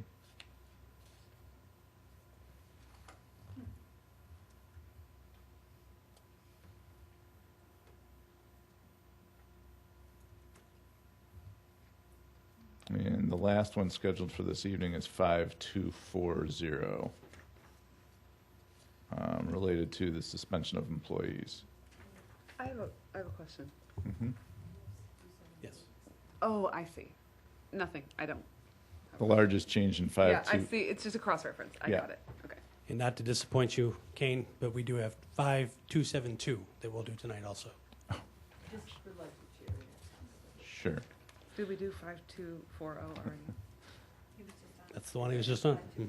Yep, 5240 is the suspension of employees section, including No, I was behind on the conditions for- cross-reference one. Okay. including conditions for repayment or compensation of benefits for suspended employees who are then Yes, got it. Right. terminated. And 5272 is retitled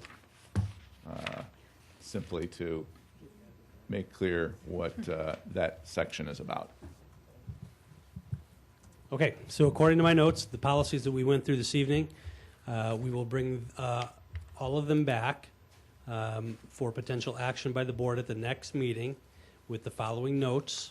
Policy 560, we're going to incorporate a cross-reference to procurement procedures in there. We'll still bring it back. I think that's a simple change, and if the board's not comfortable, then we can set that aside. And then we will bring back for discussion again. We won't ask for action on 5204 to make sure that we're very clear on that one. The rest we'll bring for action, and then the remaining policies in Section 5, if it's okay with the board, we'll have a first discussion at our next meeting, and we'll look at just kind of bumping back our policy discussions. You okay with that? We also had on 204. We were going to change some language on 204 to distinguish between for the tutoring. That's what I said. Yeah. Oh, I thought you said. I'm just going to bring it back as read. Yep. Yep. That one, sorry. Okay. Okay. Great. Under Armour? Okay. In the spirit of looking at cost saving and alternate revenue, we've been presented with an opportunity from Under Armour for entering an agreement to equip Naperville Central Athletics. This is really kind of a first for us, and looking at a couple of our policies that have been updated previously. So there's been some questions raised on this. I think Kane has worked with both Bob Ross, Brad Kaufman, as well as the staff at Naperville Central in bringing this forward to the board, and they've kind of been working on this for several weeks. So, Kane, you want to provide some overview, and then maybe some of the questions we know we may have, and then we'll go for it from there, further conversation with the board.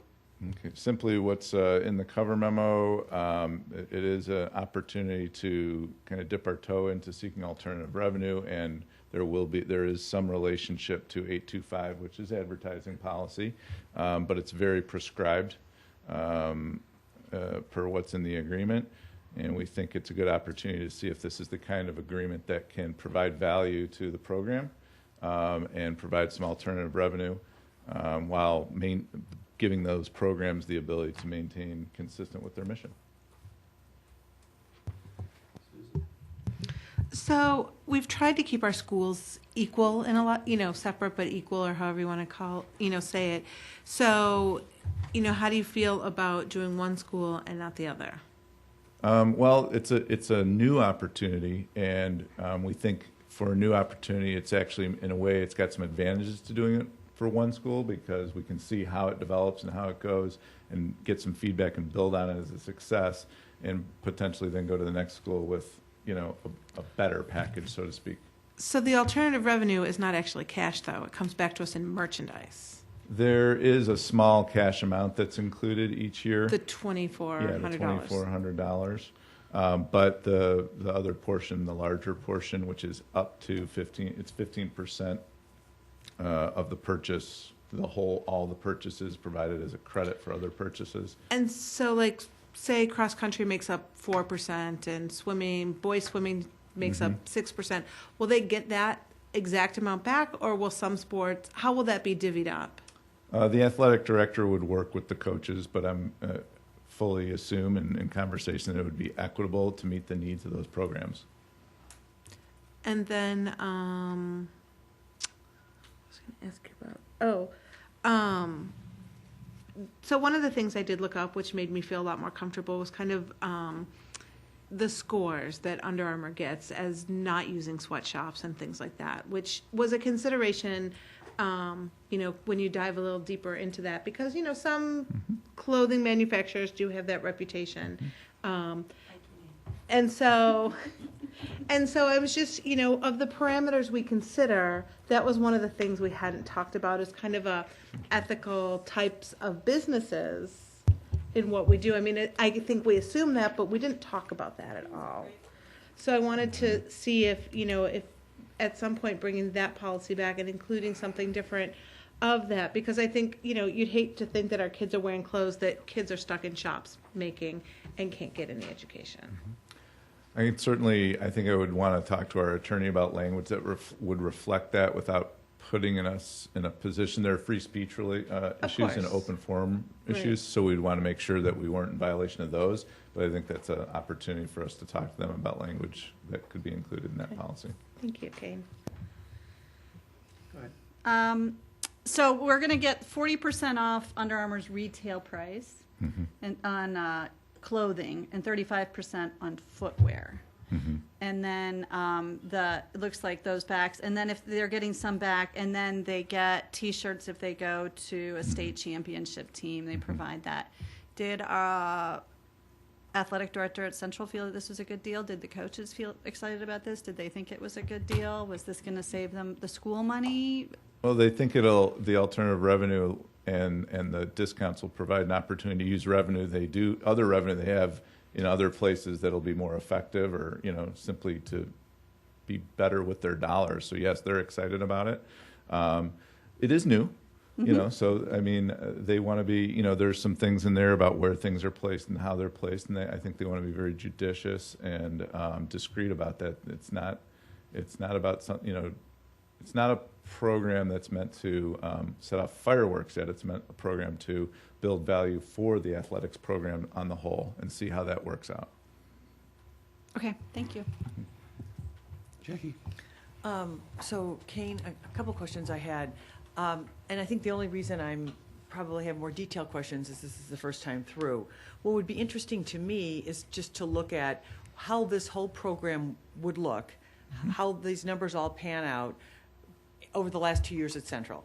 So at Central, these amounts were spent on uniforms, on all. What is the real value? I guess that's a cost-benefit analysis. And I don't mean to get into operations, but in this particular case, is this amount of money worth it? And my bigger concern is it's 5 years. So now when we have a chlorine problem at Central and the kids can't practice, and these things have happened before, and they have to go to North, do the banners go when those kids are wearing Adidas things? My bigger concern, the way it's worked out before, junior highs haven't always wanted to do the same promotional programs. They have said, because when I was on the home and school side, some schools said it benefits them, other ones said, nope, really don't want to do that magazine thing. And the thought was, we're doing it as a group. We're all going to do it. We're all going to do the same thing.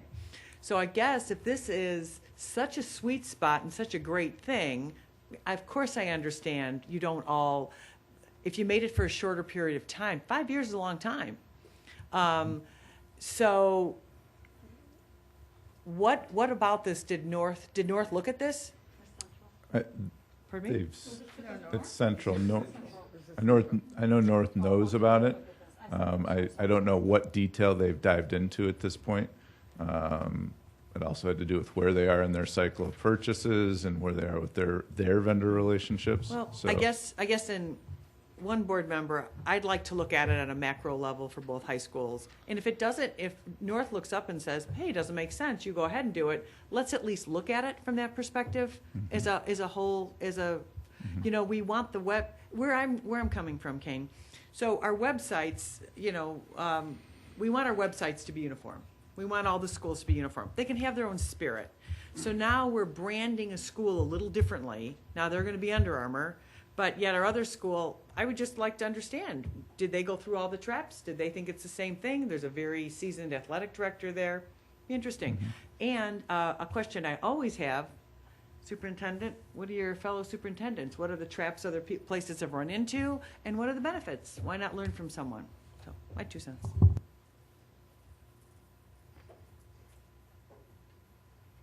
I have a question, but you can go.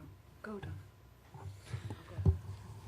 I guess my concern revolves around all teams shall exclusively wear and have up to 5 years to transition into. So my concern with that is that I know some teams have, replaced their uniforms within the last year, and I don't know what the normal turnover is on uniforms. I got to think it's probably longer than 5 years. So as we look at some kind of cost analysis, is I'll get some more detail on that. I Yeah. think 5 years is somewhere near the cycle. I mean, I'll get some more details from Mr. Lutzenkirchen, but that was part of, he felt comfortable with that cycle.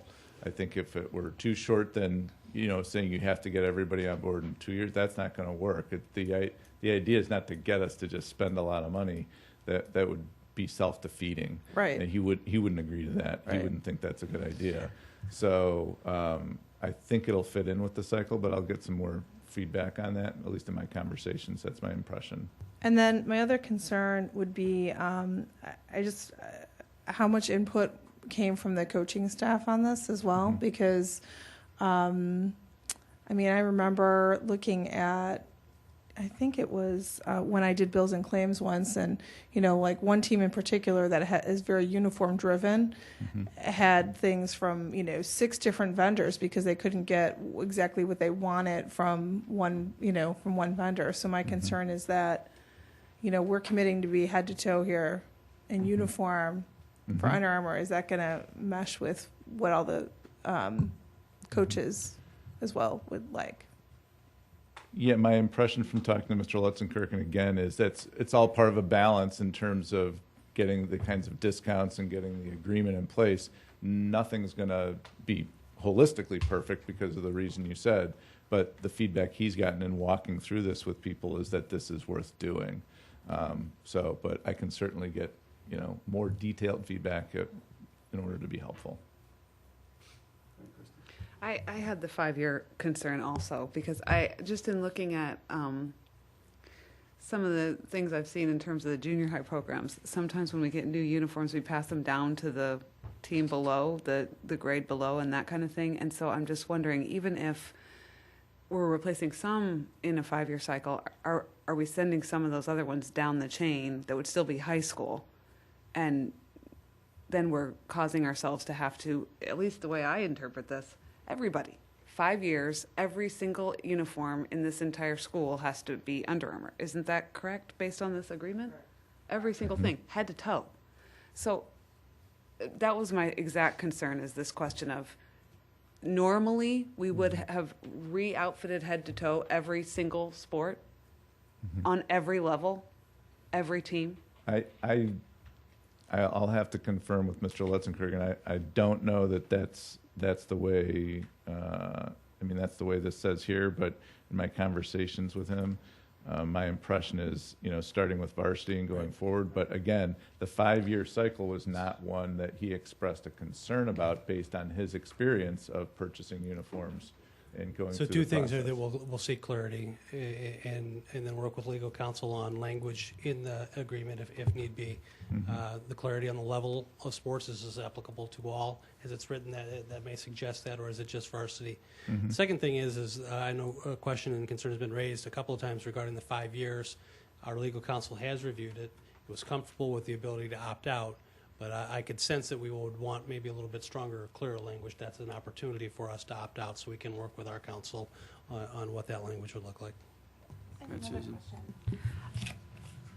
I know some of our local business partners have been just really incredible supporters of running programs, wrestling programs from the place in Lisle. I mean, that's a huge effect upon them as well. I mean, they come in, they teach the kids how to buy new shoes when they're needed. They help fit them here locally. How does that? Yeah, so that's a good point regarding the purchase of school purchased equipment. The contract individual students who purchase their own equipment, such as running shoes, can purchase from whatever vendor, any style that's appropriate for them. So that wouldn't exclude them. But they still buy the shorts and other. I mean, they say right. So that's right. I understand that concern. I wasn't trying to take all of it away. I just parts of it. Because they've been really good long-term. So you hear head to business toe partners. doesn't necessarily mean it's what we provide. Right. Right. Correct. Any other questions? Go ahead. But I already went to. Just some other details on the contract. Can you speak into the mic? I'm sorry. Since you didn't have you don't have the number that Jackie was asking about what the actual 15% would be worth. No, the last estimate would be between $15,000 and $20,000 in purchases a year, so it'd be 15% on that. Would be, that I didn't pull the exact numbers. I asked him, how much do you typically spend? Oh, that's fine. He said, I estimate I'll be spending between $15,000 and $20,000, so the 15% would be off of that. Got it.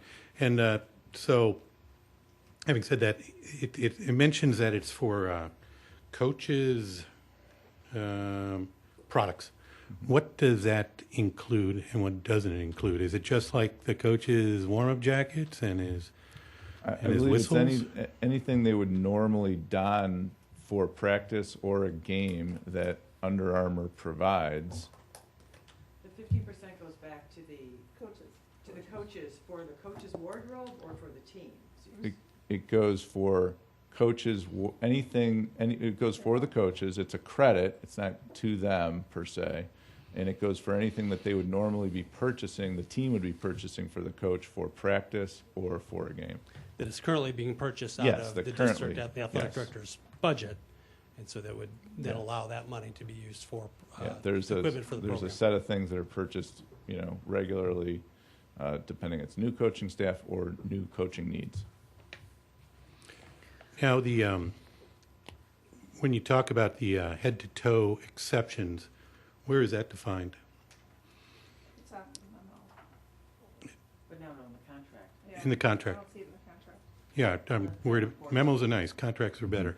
But it's when it says team, the idea is it's a team purchase. So team purchases are made through the department.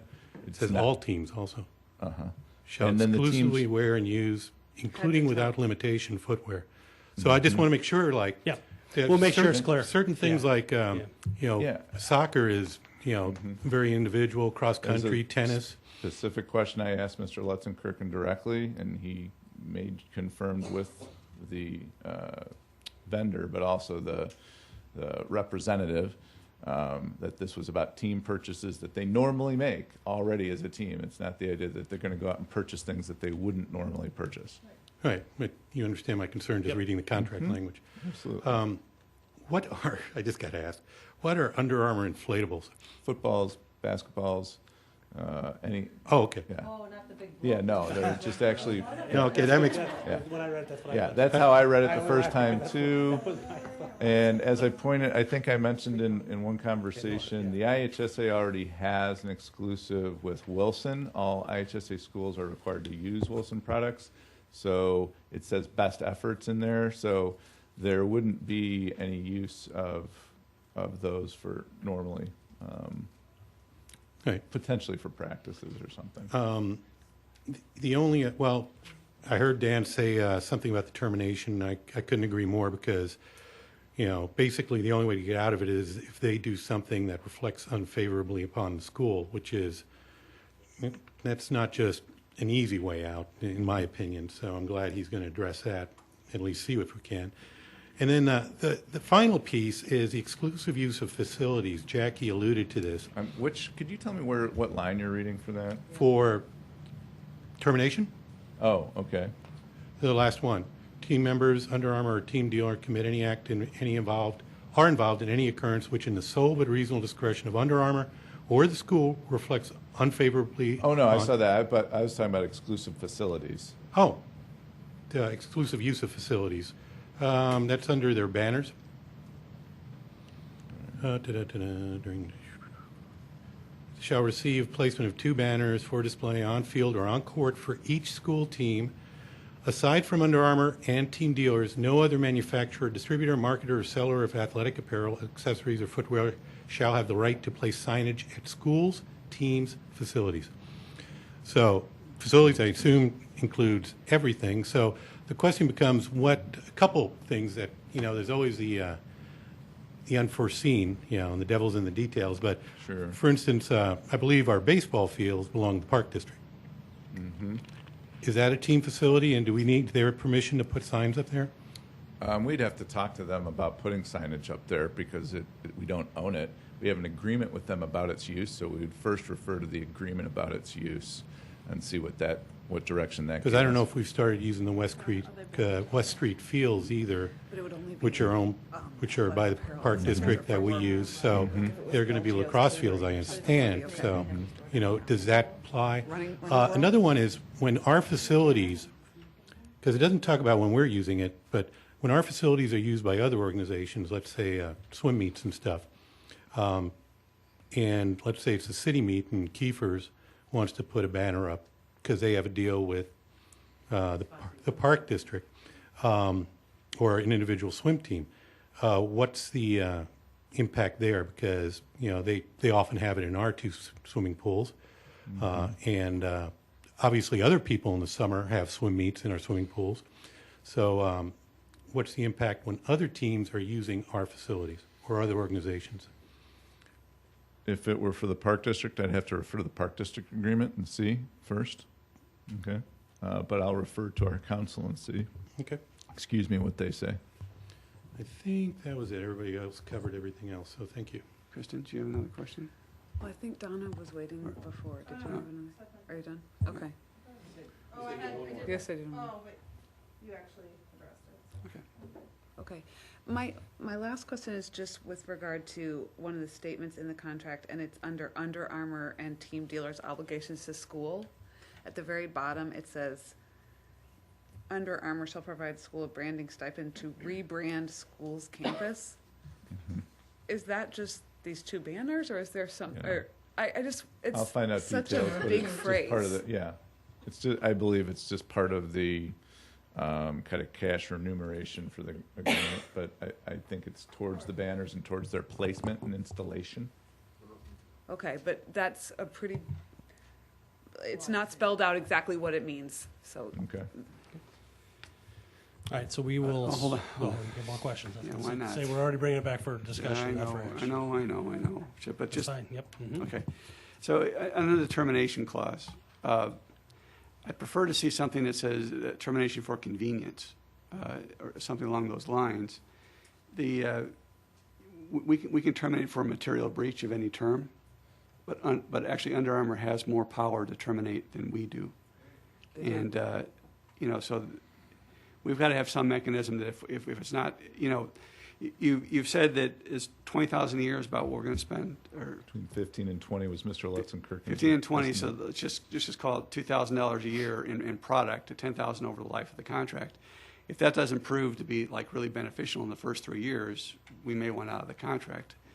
There'd be no material breach. That's in addition to the 30% and Yeah, other retail discounts. Yeah, I get that, but I'm talking about the 15% back and so forth. I mean,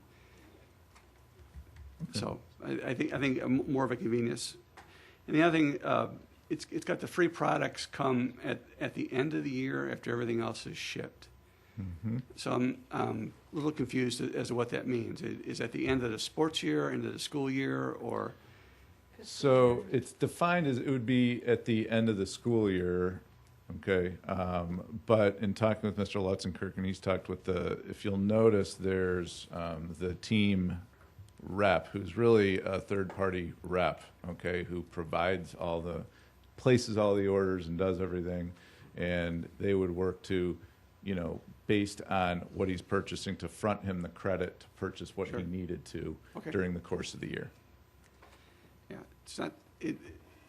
Just as an aside, some of the things you've said are not really contained inside the contract itself, and what you've said is good, but the language probably needs to reflect what the full understanding is, and in deference to the coach.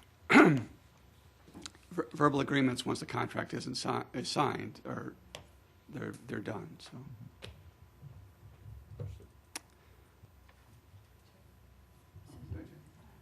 And I'm appreciative of looking at alternate revenue sources. However, what I don't want to do is for the board to get less, the board to have so many questions on something that it looks or perhaps reflects that we're not excited or interested in something staff wants. So when I sit back and listen to all these questions, I think, how do we better vet this so that we have these questions? I want to understand how we, the sister high school or brother high school, where they are in the process. It's super important that the staff's done a lot of work on this, and we have questions, maybe more than normal here, because of what's been presented. So we all need to learn from that. So that's my point. I just want to, I agree completely. It's also just new territory. So Right. in forging this, and there's only a few places that are trying this and doing this way, Right. and it, could be very beneficial to us, but because it's new, it's unclear Right. as to what all the parameters are so far ahead of time. So this is why we go through this process, so we can begin to understand. Correct. But I guess another way, superintendent, our board leadership, they have ways to understand kind of from all of us what kinds of things we'd like to look at, and a cost-benefit analysis, or how would this benefit us, or what do other schools do, or what does the sister school do? That I just don't want to take the fun and interest away from people that have spent so much time on it. I think everybody. Okay, on to, any other questions? On to discussion with action. Well, there's somebody who's been very patient, who just smiled, who's sitting out in the audience. I know been waiting for potential action by the board on item 9.01, an agreement with the Naperville Education Support Professionals Association. The school district and NESPA have reached an agreement on a 3-year contract effective July 1. So we're bringing that contract to the Board of Education for action this evening. NESPA membership had ratified the contract at an August 19th meeting that the membership had upon return this year. A couple of the highlights regarding the contract: NESPA members will receive salary increases of 3.2% in year 1, 2.5% in year 2, 2% in year 3, and no step advancement. Minor revisions to health care benefits consistent with the requirements of the Affordable Care Act, and staff development better aligned to members' professional needs. Majority of a lot of the other work was a lot of language cleanup. I would like to say that I think this is a contract that reflects the great contributions that NESPA and its members make to our kids every day. They're important partners, an important part of the excellence that we have in this school district.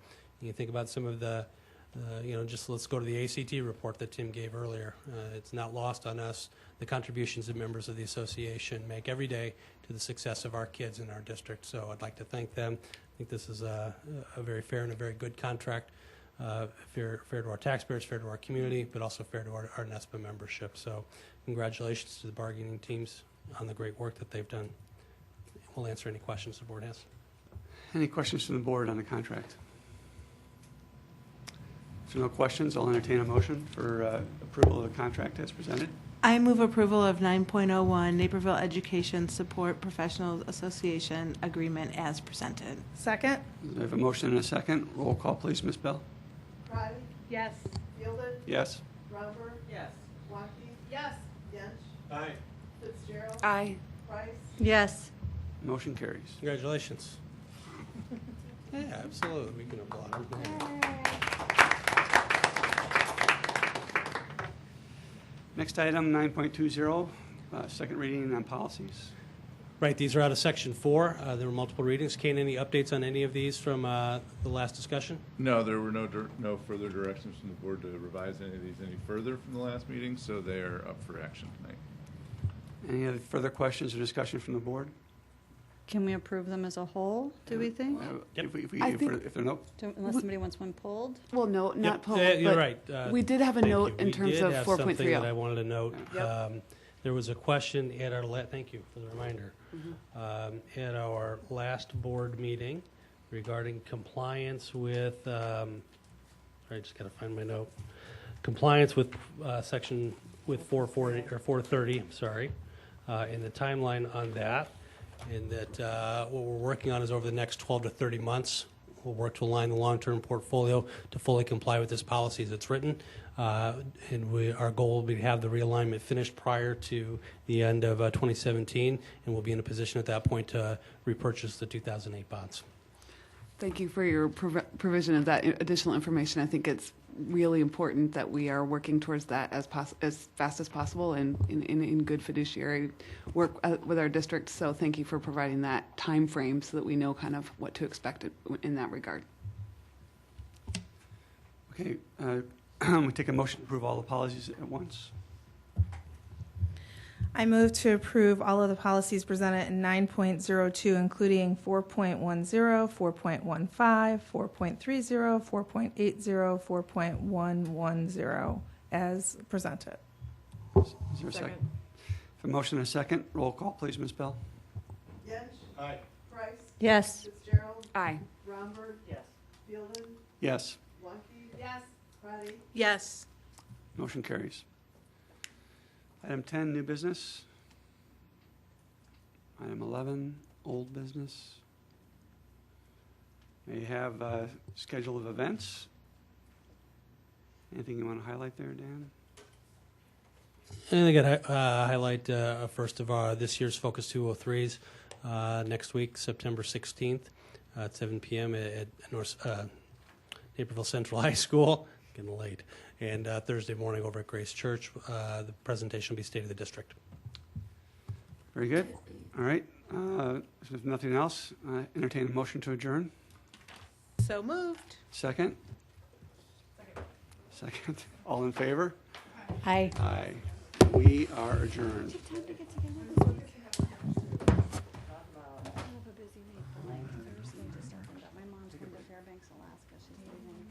Sunday. She thought she was meeting Thursday, but she's leaving Sunday. Is Thursday good for you? Like coffee at 10? Yes, sir. Did you guys look at that? Should that be there? That's current, so go down. No, I know it's current. Well, it's down here too. Just read the sentence. Yeah, no, I know. I remember because you sent a note about it, didn't you? It was the only two things I had in section 5, that and the tutoring for. Oh, no, I'm sorry. I didn't get a note about this one then, so we'll fix it for the next time. I mean, it doesn't look right, am I? No, it's not, right. Okay. That